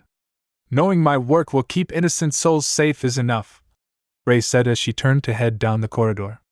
Try not to get into any trouble, the woman called back as candle lights slowly shrank as she walked away. Even if she says that, the blonde began to say aloud as he opened the door. I'm still not tired at all, Naruto complained to himself as he made his way over to the bed. Slipping his shoes off and managing to pull enough of the blanket out of Arya's grasp to cover himself without waking the girl, Naruto began to stare up at the ceiling as he waited for sleep to take him. Well, that was the plan at least. Just as expected, it wasn't long before Arya's hands unconsciously sought out her blonde love. Though the demon's lord's daughter was quickly brought out of her dreams as the rosary Ray had left with Naruto reacted to her touch. Kaiwa! The young Lilim yelled out as she jumped from the bed, holding her hands close to her chest. Arya! Naruto panicked as he too jumped out of bed and ran over to the cursing girl. Are you ALRI dash? Naruto was asking when Arya snapped at him. What the hell is going on, Naruto? Is this some prank you thought would be funny? Arya demanded as she shook her hands, trying to ignore the dull throbbing left over from the initial shock. She was about to go into a tirade when a faint glow around the confused blonde's neck caught her attention. Naruto, where did you get that? Arya asked in an almost uncomfortably calm tone as she glared at the rosary, as if she were trying to destroy the object with that alone. Huh! A confused blonde looked down at his new gift, and then back up at the princess. This? Naruto asked as he pointed at the rosary before answering the girl's question. This really kind girl I ran into while walking around the castle gave it to me to keep monsters away. Pretty cool, huh? Resisting the urge to tear her hair out, Arya settled for pinching the bridge of her nose in exasperation. Naruto, Arya calmly and slowly said to the obviously oblivious blonde she'd fallen in love with. Do you, just so happen, to recall what monsters are in this world?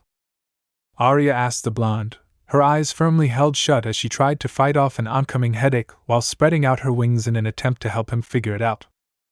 Monsters are, Naruto was saying while in thought before his expression of thought turned to one of realization. I'm sorry, Arya. Are you alright? Naruto said, his worry returning in full force as he went to check on the girl. You dumbass! Arya yelled as she started backing up from the approaching blonde. Get rid of that thing before you come any closer! Arya shouted at the blonde. In a dimly lit room of a separate wing of the castle, a man with long black hair that seemed to grow into a dark gray as it traveled down his back sat at the room's desk, his back facing the door. Opening his coal black eyes as the flickering light of a candle danced across his face, the man began to speak. Were you able to locate it? The softly spoken words escaped his lips as he sat there staring into the candle's flame. Forgive me, father, but I wasn't able to find the piece. Ray apologized to the man as she stood in front of the door. The warm, gentle expression she had while talking with the young blonde was no longer there. Instead, she stood there with an almost professional face and posture. I see, the man said as a few strands of his hair fell in front of his face. It's unlikely the negotiations will be settled quickly. Get some rest and we'll continue the search tomorrow. The man instructed her, and with a short bow the girl exited the room. Back with Naruto and Arya. I said I saw sorry. So why are you tying me to the bed? Naruto asked Arya as she finished securing the last bit of rope to the bed, now worried for himself rather than the Lilim. Naruto, Arya said with a mischievous tone as she pulled on the rope to test the tension. It takes a lot of energy to keep such perfect skin from being ruined by that little mistake of yours, Arya told him with a smirk as held up her right hand while inspecting it. Of course, I need a little pick-me-up after that and you're going to give it to me, Arya playfully told the blonde as her left hand slid up his leg headed for the hem of his pajama bottom. What the hell is this? Sakura yelled out, interrupting the Lilim's story as her, Ino, and Sasuke stared at her with blushes of varying degrees. What is it now?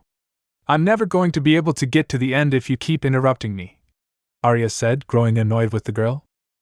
What is it now? What is it now? Sakura repeated as she stood up to stare down at the Lilim, the spring's water now flowing down her naked body.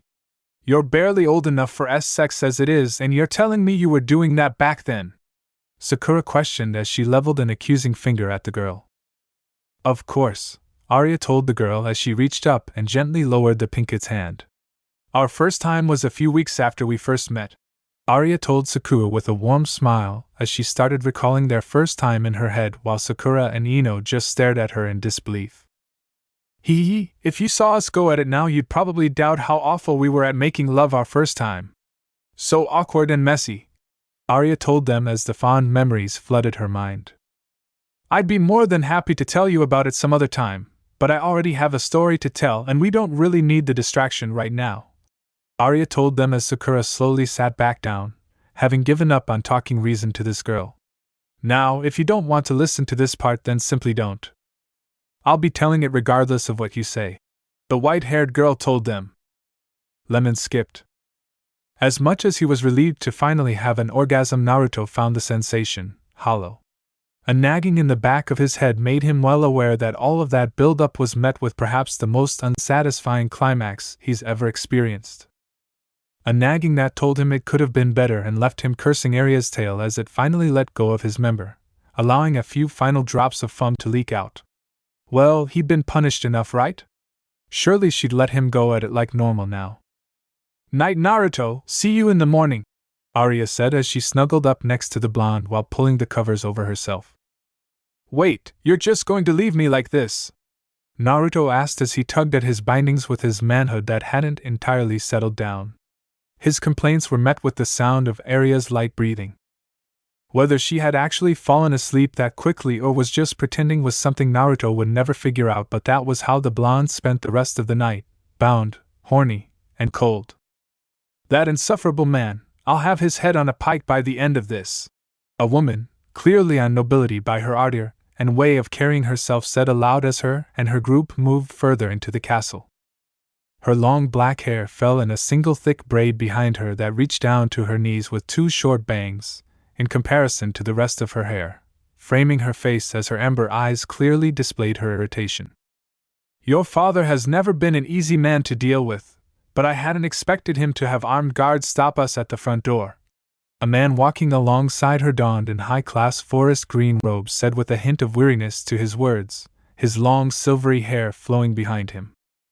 The sooner the man dies, the sooner we can get on with our lives, the woman said before quickly turning around. Kyoko, you are not to leave the children's side under any circumstances.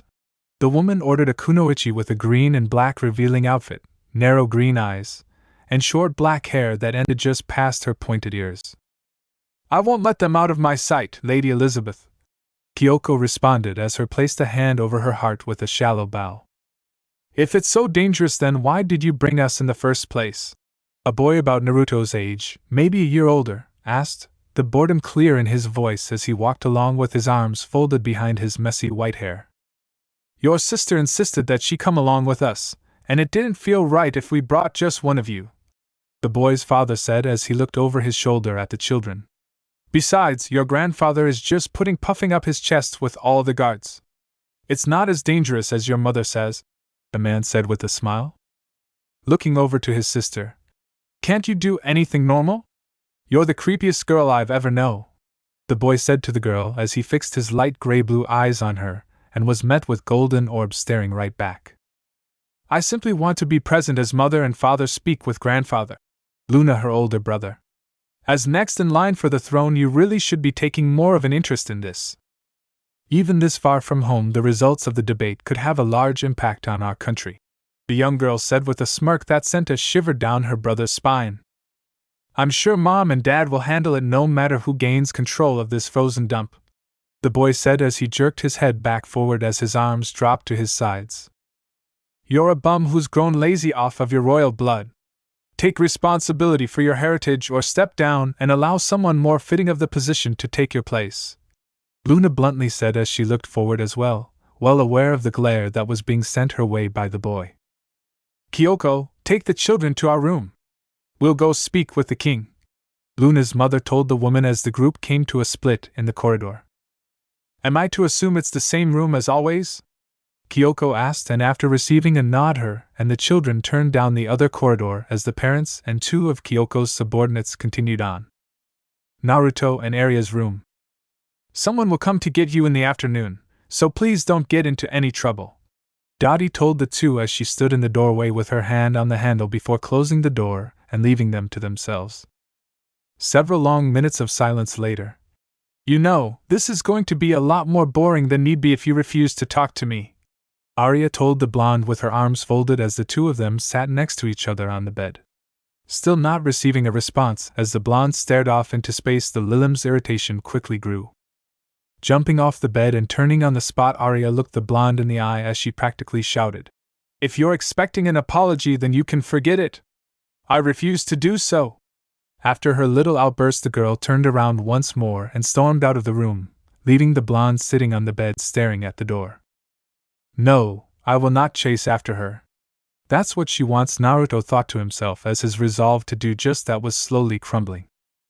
No wonder this place smells worse than before, someone filled it with trash, a woman with extremely short green hair said with a sneer as she entered the room. Her eyes narrowed at the Demon Realm's envoy who were already sitting at the large oval-shaped ring that made up the table they'd be spending a lot of time at. Behind her shimmering white armor entered her associates. The first was an elderly man that seemed to defiantly hold on to that last spark of youth as he walked into the room with a skip to his step. His garb distinguished him as one of the church's officials. Next to the old man walked what could only be described as the standard fairy tale hero with his heavy set of armor, the finest grade sword sheathed at his hip, a body covered in fine muscle from a lifetime of training, and was easily the tallest of his group.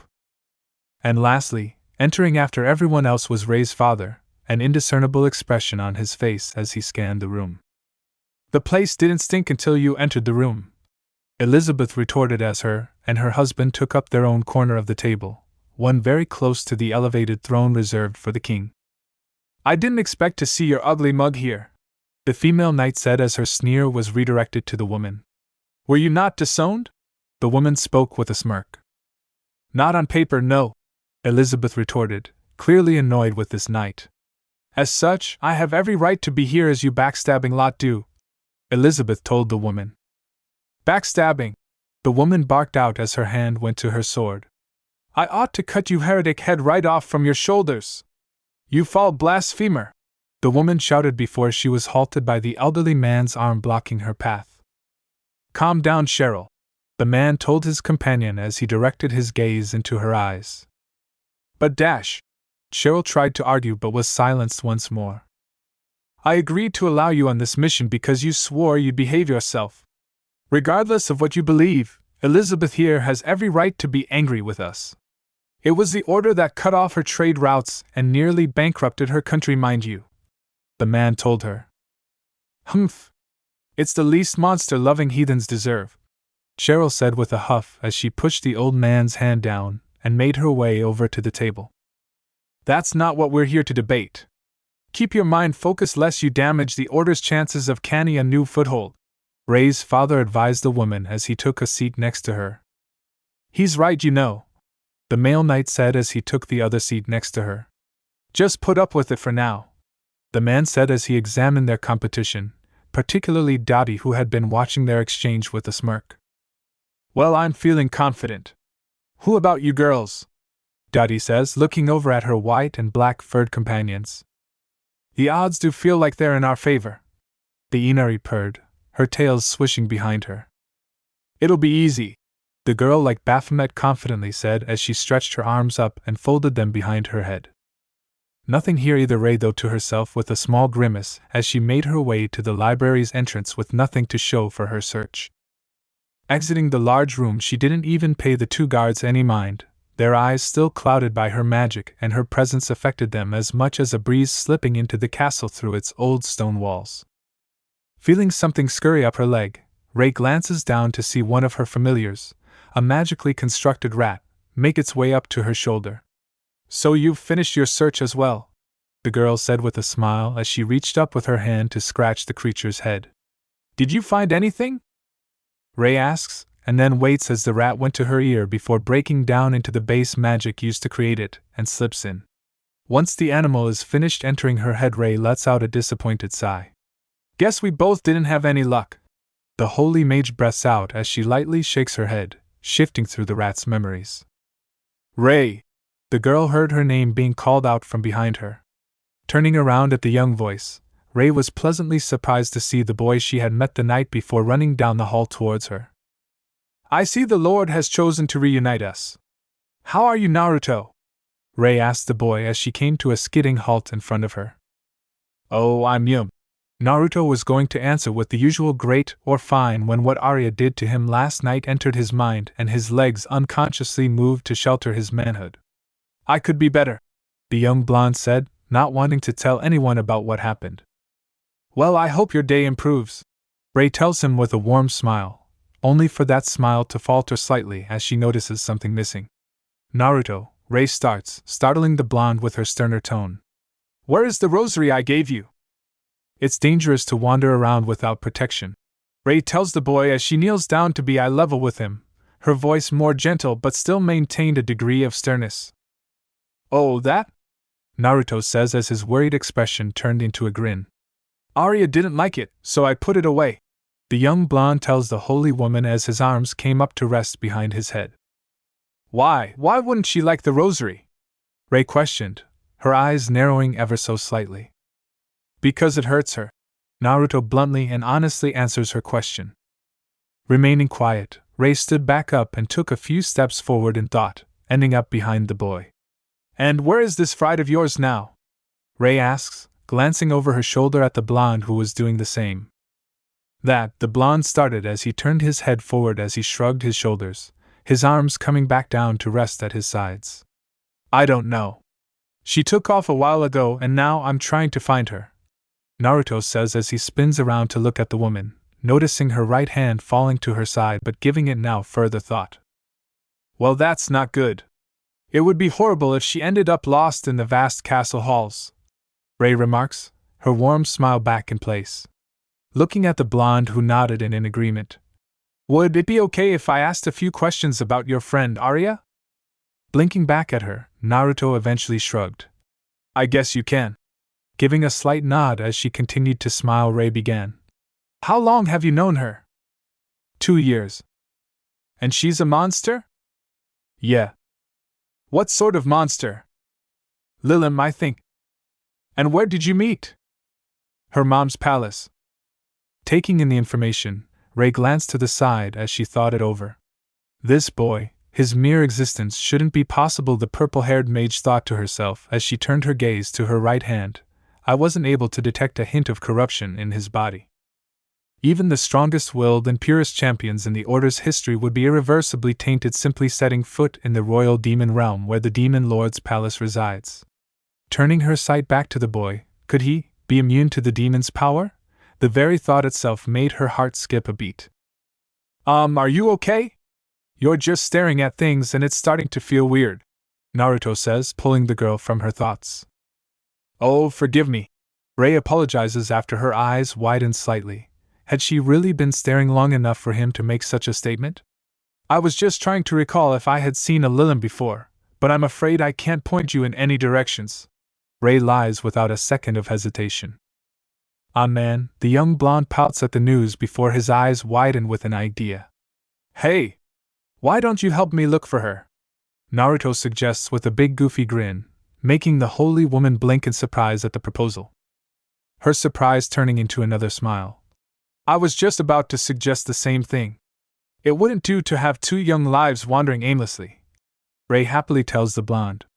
Why don't you take the lead, and I'll follow? Ray says as the boy cheered at having her stick around longer. Sure! This way! The young blonde excitedly cheered as he turned and started heading down the corridor. Behind him, Ray followed at a slower pace, but fast enough to keep up with the boy. With the blonde's back turned, Ray's familiar slipped back out of her ear and scurried down her back and leg, set on continuing the search in its master's place. How dare that idiot ignore me? Me of all people! His adorable bride and daughter of the demon lord herself! Arya ranted with a pout as she stormed through the vast hallways of the castle, not caring for the direction she went. If he thinks his punishment was so bad, then I'll just make the next one dwarf it. Ha! What do you say to that, you dummy? Jiche, you Naruto, you stupid dummy face. Arya applauded with a devious expression before her face scrunched up as she worked her brain for an appropriate insult, before finally settling with what she blurted out, her hands being thrown into the air as she did so. Coming to a stop in front of a small window coated in so much snow that barely any light filtered through, Arya's small body slowly relaxed as her angry expression faltered into a saddened expression. Naruto! You idiot! Arya softly spoke as her arms moved to wrap around herself. Despite all the warmth provided by the magic in her clothes, the young princess felt cold as she stood all alone in that empty hallway. Above her, sitting within a sizable crack in the old stone wall, was a rat with its pitch-black eyes watching her every move. As it sat there, the flesh hidden beneath the dark gray fur of its back started to shift and bubble before forcing the creature to hunch over as a blob of flesh burst out. Slowly shifting and forming itself, the mass grew limbs, claws, and teeth as it finally split off from the main body as a nearly fully formed duplicate. After a minuscule moment longer, the clone had completely formed before taking off into the inky blackness of the hole in the wall, leaving the main body behind to keep an eye on the girl. Within the negotiation chamber, both sides sat in uneasy silence. For an hour now they had been left to sit by themselves. The king of Vafate had yet to present himself before them, and so they had little choice but to wait, and wait, and wait. Unbelievable! Cheryl huffed out as she sat in her cold, iron chair with her eyes never leaving the enemy before her for a moment. The Lilim was composed. The Baphomet had started fidgeting around in her seat soon after the silence fell over the room, with the fox sitting next to her being the only thing keeping the childlike fiend from getting out of her seat and running around, and the man accompanying the monster princess was just as composed as the Lilim. The man calls for us at his castle, on his schedule, and he has the gal to keep us waiting. It's insulting! The green-haired knight spat as her armored hands folded over her chest. It's precisely because it's his castle and his schedule that we can't do anything but wait. her fellow knight reminded her as he turned his head to the side to look at her. Imagine if we weren't here when he finally arrives? It would come across as an insult, the hero proposed. And it's not an insult to keep your guests waiting? Cheryl argued through grit teeth as she glared at Dottie, who sat across from her with her cool and composed expression still plastered over her face. It's pathetic, the woman hissed. As the Make Knight pondered over what he could say to quell the growing temper of his companion, Ray's father spoke up. The entire hour they'd been sitting there, he had simply chose to sit in silence with his arms crossed and his eyes held shut. Is it? His question finally got Cheryl to turn her gaze away from the monsters sitting across from them. I don't need your bullshit, Norman, the woman snapped at the man. Then you can choose not to listen. Norman spoke as he opened his eyes. But for argument's sake, assume that we haven't been sitting here for nothing, that there is a purpose behind it. You're overthinking things, Cheryl said as she waved him off. And it's that overthinking of his that has kept me safe on more than one occasion. The heroic knight sitting beside her said with a stern look directed at her before it softened, and his gaze moved past Cheryl to look at Norman. Please, brother, do tell us what you're thinking, the man requested. Yes, do tell. It would certainly be more entertaining than continuing to sit here in silence. The holy man of the church responded as he too turned his attention to Norman. If you insist, then I shall, Norman began. We were all called here as representatives for our respective factions. So that would lead one to assume that we are the best suited for this role. If we, who are meant to be the best, fail to impress, then what would that say about the rest of our forces? And if we aren't the best, then that would bring into question why we were sent in the best place. Norman put forth. Yeah? That's why we came all the way out to this frozen wasteland to dance around for some old geezer with a crown. Cheryl aided in an annoyed tone. Unfortunately, we can't prance around for a king who won't show up, Cheryl added, her annoyance growing with the second. Yes. We are indeed here to put on a good show. But that is just as it sounds, a show. A show can be fabricated from half-truths and lies. So the question is how to tell truth from lies. It's a problem with many potential solutions, but one answer would be to put us all into a room to see how we behave. Am I correct, Your Majesty? Norman finished as he turned his gaze to the throne, an act that the rest of the room soon followed. Before the eyes of all gathered, the space around the chair shifted and bent before the image of the king sitting upon his throne came into view like a mirage flickering in and out of existence. His long, full white hair flowed out of the bottom of his decadent crown made of solid gold and embedded with only the finest of rare jewels. His eyebrows were thick and unkempt as they hung over gray orbs. His facial hair was thick and hid his neck and lower face from view, leaving only the skin of his upper face visible in all of its deeply wrinkled and leathery glory. The many layer of clothing he garbed himself in was rich in deep violets, and lined with the finest of white furs, and made discerning his build a near impossibility. Quicker than I expected of children. His voice was heavy with age, but despite that it held a sense of absolute authority. His eyes passed over them like he was disinterested in this whole affair, and yet even his uninterested gaze pierced through those present. With just a simple glance, it was easy for the king to tell that Norman was the only one unsurprised by his presence. With a hump, the king rested his cheek on his gloved hand, thoroughly unimpressed with those in front of him. Very well, you may begin. Gah!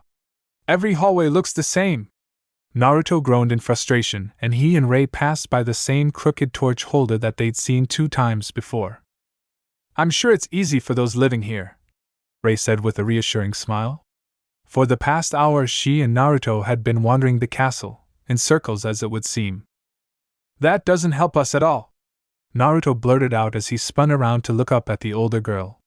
They had run across a handful of castle workers while wandering about, but all of them had been skittish and chose to duck out of sight or acted like they weren't there when talked to. So in short, they weren't going to get any help out of the locals. Nothing to be done about it, Ray said with the smallest of sighs. We'll just have to keep pushing forward, Kay? The teen told the young blonde as she leaned over and patted his head.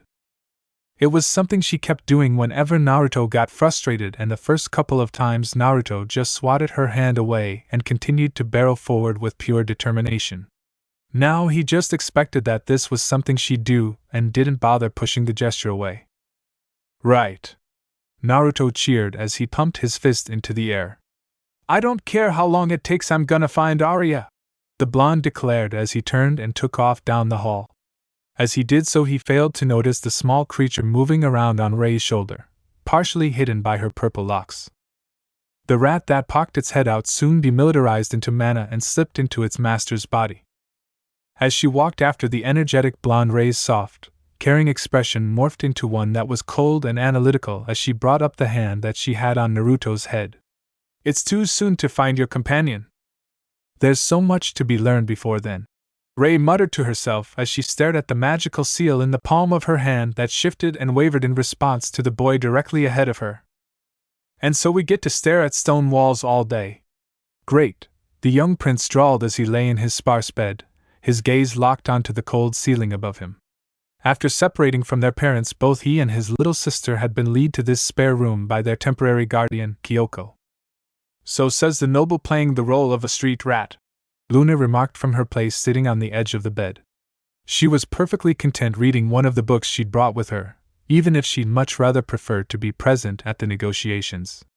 It was simply cruel fate that left her unable to attend directly because of her young age. So says the little girl pretending to be an adult, her brother shot back as he rolled over so that his back was facing the dual hair-colored girl. Geez, it's like I'm the only normal one around here, the boy muttered. He was sure Luna heard him, but she made no indication that she had, and so the room fell into an uncomfortable silence, or at least it was uncomfortable for him. Standing over by the door, Kyoko stood guard over the two adolescents. She was head of the royal guard, and as such it was only obvious that she'd lead the team assigned to their protection during this trip. Their safety was her top priority, and nothing would cause them harm while she still breathed. That was her sworn. Wait! Sakura interjected with an arm covering her small mounds while her free arm flailed about. Letting out a sigh, Arya leveled a hard look at the Pinkett with an annoyed look on her face. What is it now? The Lilim asked. We're going to be here forever if you keep interrupting, Kurinai remarked. She could live without hearing the end of this story, but seeing how enraptured Hinata was, she figured the girl was staying, and she wasn't about to leave her in a mixed hot spring. I know! Sakura all but shouted before pointing an accusing finger at the monster princess. But how the hell do you expect us to believe the parts you weren't there for? But I was there, Arya told her with a bemused expression. Sakura looked skeptical, but the Lilim simply waved it off. If you'd just let me continue. The sound of the door creaking open drew the attention of the room's inhabitants. Prince chose not to do anything, trusting Kyoko to handle any sort of danger, with Luna lazily glancing up from her book. Kyoko had already drawn her weapon and prepared to strike, however it was not an armored soldier of castle servant as she expected, but a young girl staring blankly into the room from the now open doorway. A girl with pure white hair, wings, and tail along with black horns and deep red eyes. Wrong room, Arya nervously stammered as she stood there nearly frozen stiff on the spot. She had planned on returning to her room where Naruto was after her brief walk, and in no way after she'd calmed down from a temper tantrum, but when she went to retrace her steps she ended up lost her, temporarily forgetting her location. Raising an eyebrow, Luna remarked obviously, before returning to her book. Man, so annoying, the prince muttered as he stretched out his limbs and started to flip over so he was facing the door. What sort of idiot goes and gets low-ho-host? The boy was remarking when his eyes landed on the Lilim. Upon seeing her flawless visage, his words died in his throat momentarily as he stared slack-jawed at the creature before him. You're starting to drool, Luna told him with a sideways glance, bringing the boy back to reality, as he snapped his mouth shut and hopped out of bed. Ignore her if you please. She doesn't know what she's talking about, the prince said as he strolled up to the pretty girl with a wide grin spreading across his face, all the while Arya was giving him an annoyed look. And just what were you muttering over there, HM? I must be hearing things because it almost sounded like you were in the middle of calling me an Edie Dash, Arya was saying, hands placed on her hips, when the prince cut her off with a series of nervous laughs. Me? Call you an idiot? Heavens no! Strike the very thought from your mind, my fair maiden, the boy told her while making overly grand gestures with his arms. If I said anything at all, it must have been the ramblings of a man coming out of a deep, restful slumber. The trip here was long, and so I simply had to rest my body upon arrival. The boy reasoned before his sister drew an annoyed keck from the boy simply by saying, "Dumbass," without tearing her eyes away from her book. You're a real joker, huh, sis?" the boy remarked as he shakily turned his head to send a quick glare at the girl, his big grin never leaving his face. Quickly turning his gaze back to Arya, he saw her looking at him with a face of bewilderment. Not his preferred expression, but it was better than having her angry with him. "Where are my manners? My name is Stanmore Ludwig Ishikawa. A pleasure to make your acquaintance," Stanmore introduced with a short bow. Arya. Just Arya will be fine enough." Arya gave her name with a forced smile. She just wanted to get back to her Naruto, not deal with some weirdo. "Arya! Ah, what a beautiful name! I shall remember it always," Stanmore declared as he reached out to take one of Arya's hands into his own, only for the girl to easily avoid him with a backstep. "Yes, well, thank you," the Lilin remarked while trying to come across as friendly as she could. Meanwhile, Stanmore made his best attempt as coming off as cool while pulling his empty hands back to himself. "You're one of the Demon Lord's children, are you not?" Kyoko asked. Even if one didn't know what the individual members of the royal family looked, it was common knowledge that they all shared similar features. Kyoko wasn't familiar with the name, but this girl was without a doubt a Lilim. Turning to the woman, who was still holding her dagger despite not having it in a position to strike out, Arya placed her hands back on her hips as she puffed up her chest. "That is correct. I am indeed a daughter of the Demon Lord." Moving her right hand up to her face, she continued as she flipped a strand of white hair out of the way while putting on a smug smile. The beautiful, elegant, smart, and all-around amazing Arya. "Yes, of course," Kyoko finally responded as the young girl held her pose. She had sometimes wondered what a member of the royal family would be like, and this wasn't among her expectations. "So she's a tad bit arrogant. So what? No way am I going to let such a cutie slip through my grasp," Stanmore thought to himself with a fist tightened with determination inches from his face. "Of course.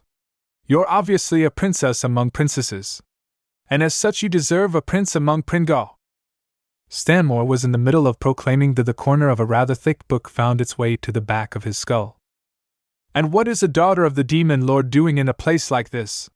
You're a bit young to be a part of the negotiations," Luna asked as she pulled her hand back, her book firmly gripped in her tinny hand. She found the height difference between her and her brother annoying from time to time, but at least she could reach the base of his skull if she got on her tiptoes. "And you're even younger than me. Your point?" Arya replied with a question of her own as her proud/smug expression was quickly replaced with a sideways glare. "Is it odd for me to be in my grandfather's castle?" Luna asked. It was in fact odd for her given how close her parents were with the old king, but Arya had no need to know that. "Grandfather?" Arya questioned with a raised eyebrow before quickly pushing her curiosity to the side with a shake of her head. "Forget it," Arya said as she turned to leave. "I have somewhere to be, so I'll be taking my Leah dash," the girl was saying when Stanmore rushed out of the room ahead of her, the bump on the back of his head he'd been nursing forgotten as he puffed out his chest with pride. "And where are we going?" the boy asked. "Ah, no. Not we, just me. I don't need an esco dash," Arya was saying with an exasperated look as the little sister strolled past her. "It's better than staying in this glum room for hours." "Very well, lead the way, princess," Luna said. From her tone it was easy to tell that she was used to getting what she wanted when she wanted it. "Listen to me," Arya blurted out as she threw her hands down. "I will be taking my leave. By myself. Without your company," Arya told the siblings, her face flushed with her annoyance. "Come back into the room at once. Both of you," Kyoko demanded of her charges as she stepped into the doorway. "I am to watch over and protect you while your parents are busy, and thus you cannot dash. They said you had to watch us and take us to the room. They never said we couldn't leave," Stanmore responded while cutting the woman off.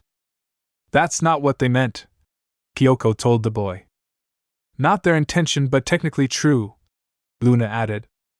That's not how this works, the kunoichi said, not budging on this issue. And there you have it, so I'll be going. Arya chose this point to speak up again as she took off down the hall while giving a wave to the siblings she'd encountered by chance.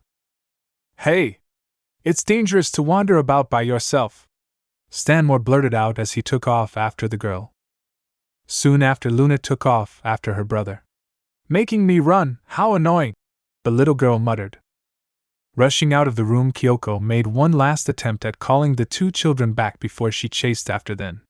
If Elizabeth ever found out she'd let her children wander this castle, then there'd be hell to pay. Can I ask you something?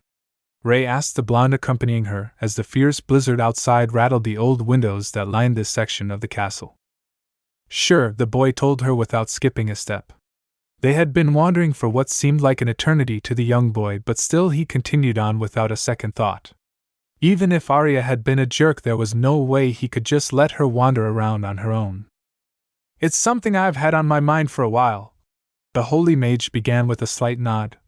But you said you met her in the Demon Lord's palace, correct? Could you tell me how that happened? Oh, that? Naruto asked with a big grin as he looked over his shoulder and back at the teen following him.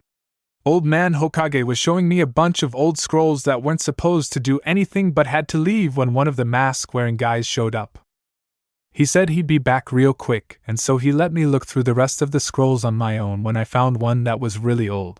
The boy exclaimed as he turned around to throw his arms out, starting to walk backwards as he faced the mage. I opened it up, and like all of the other ones, it was filled with scribbles and lines that made no sense, but as I looked at it, I got this weird feeling in my stomach. I didn't know what it was, but the next thing I knew was that the ink on the scroll started to glow, and then poof! I was in this big fancy castle with Arya standing on the balcony. Naruto summarized the events that transpired that day, making grand gestures with his arms as he did. So he was transported to the Demon Lord's palace? Where did he originate from? He said was looking through scrolls so that could narrow it down, but he also mentioned there was some age to them. So scrolls might not be a big form of logging information in his homeland, and he was just skimming through old relics. And about this Hokage. The word itself isn't familiar to me. Could it be a part of the local language? The thoughts started running through Rei's mind like water down a river.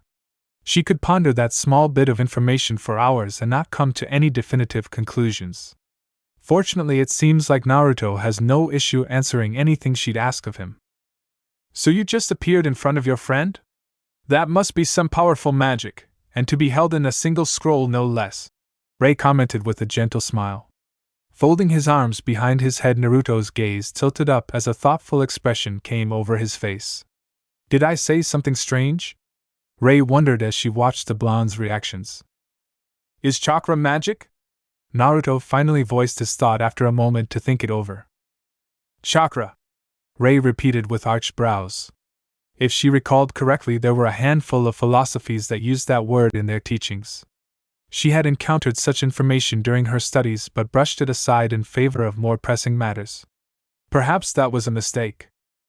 Regardless, she felt it was safe to assume that the energy they referred to as chakra was simply the spiritual energy that flowed through every living beings, aside from the corruption they call monsters.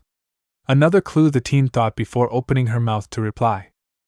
I believe they're the same, or at the very least they have overlapping principles, the girl told him. Without a clear grasp of what chakra was, she couldn't say anything with certainty, but if she went with the premise that it was just spiritual energy, then she could confidently say that it was used for magic. Then again, it would be false to say that spiritual energy was magic, since it only served as a source of power for magic and was not actually magic itself, but perhaps she shouldn't go into the details and specifics. If she did that, then they'd be there for hours without her learning anything else. Okay, the blonde chirped with a firm nod. So that old scroll had a lot of magic, or what a dash. Naruto was in the middle of saying when a loud grumble from his stomach cut him off. Seeing the boy stop in place, Rei watched as his face heated up in embarrassment before a moment later he had spun around so that his back was facing her and his flushed face was facing away. It was adorable. Bringing her hand up to cover her mouth, Rei attempted to stifle a giggle, to less than satisfactory results. I suppose we have been walking for a while now, Ray remarked as she walked forward, and as she passed by the blonde her hand reached down to take hold of his smaller one. As he watched her pull him along, his eyes darting back and forth between her gentle expression and their joined hands, Naruto heard her tell him, "I know where we can get some food. Elsewhere in the castle." "This is humiliating," Stanmore grumbled with his arm crossed at his current predicament. It was impressive that they stayed ahead of Kyoko for as long as they had, but it was only inevitable that the woman would catch them, and now he was being held at her side. Her arm wrapped around his midsection, allowing his body to hang limply like a sack of flour. "For once we agree," Luna remarked from her similar position in the woman's other arm. "Find yourselves fortunate that I'm in a lenient mood," Kyoko told the two children she held as she calmly followed behind Arya. She should have went immediately back to the room upon catching them, but then they just complained that they didn't see Arya to her destination.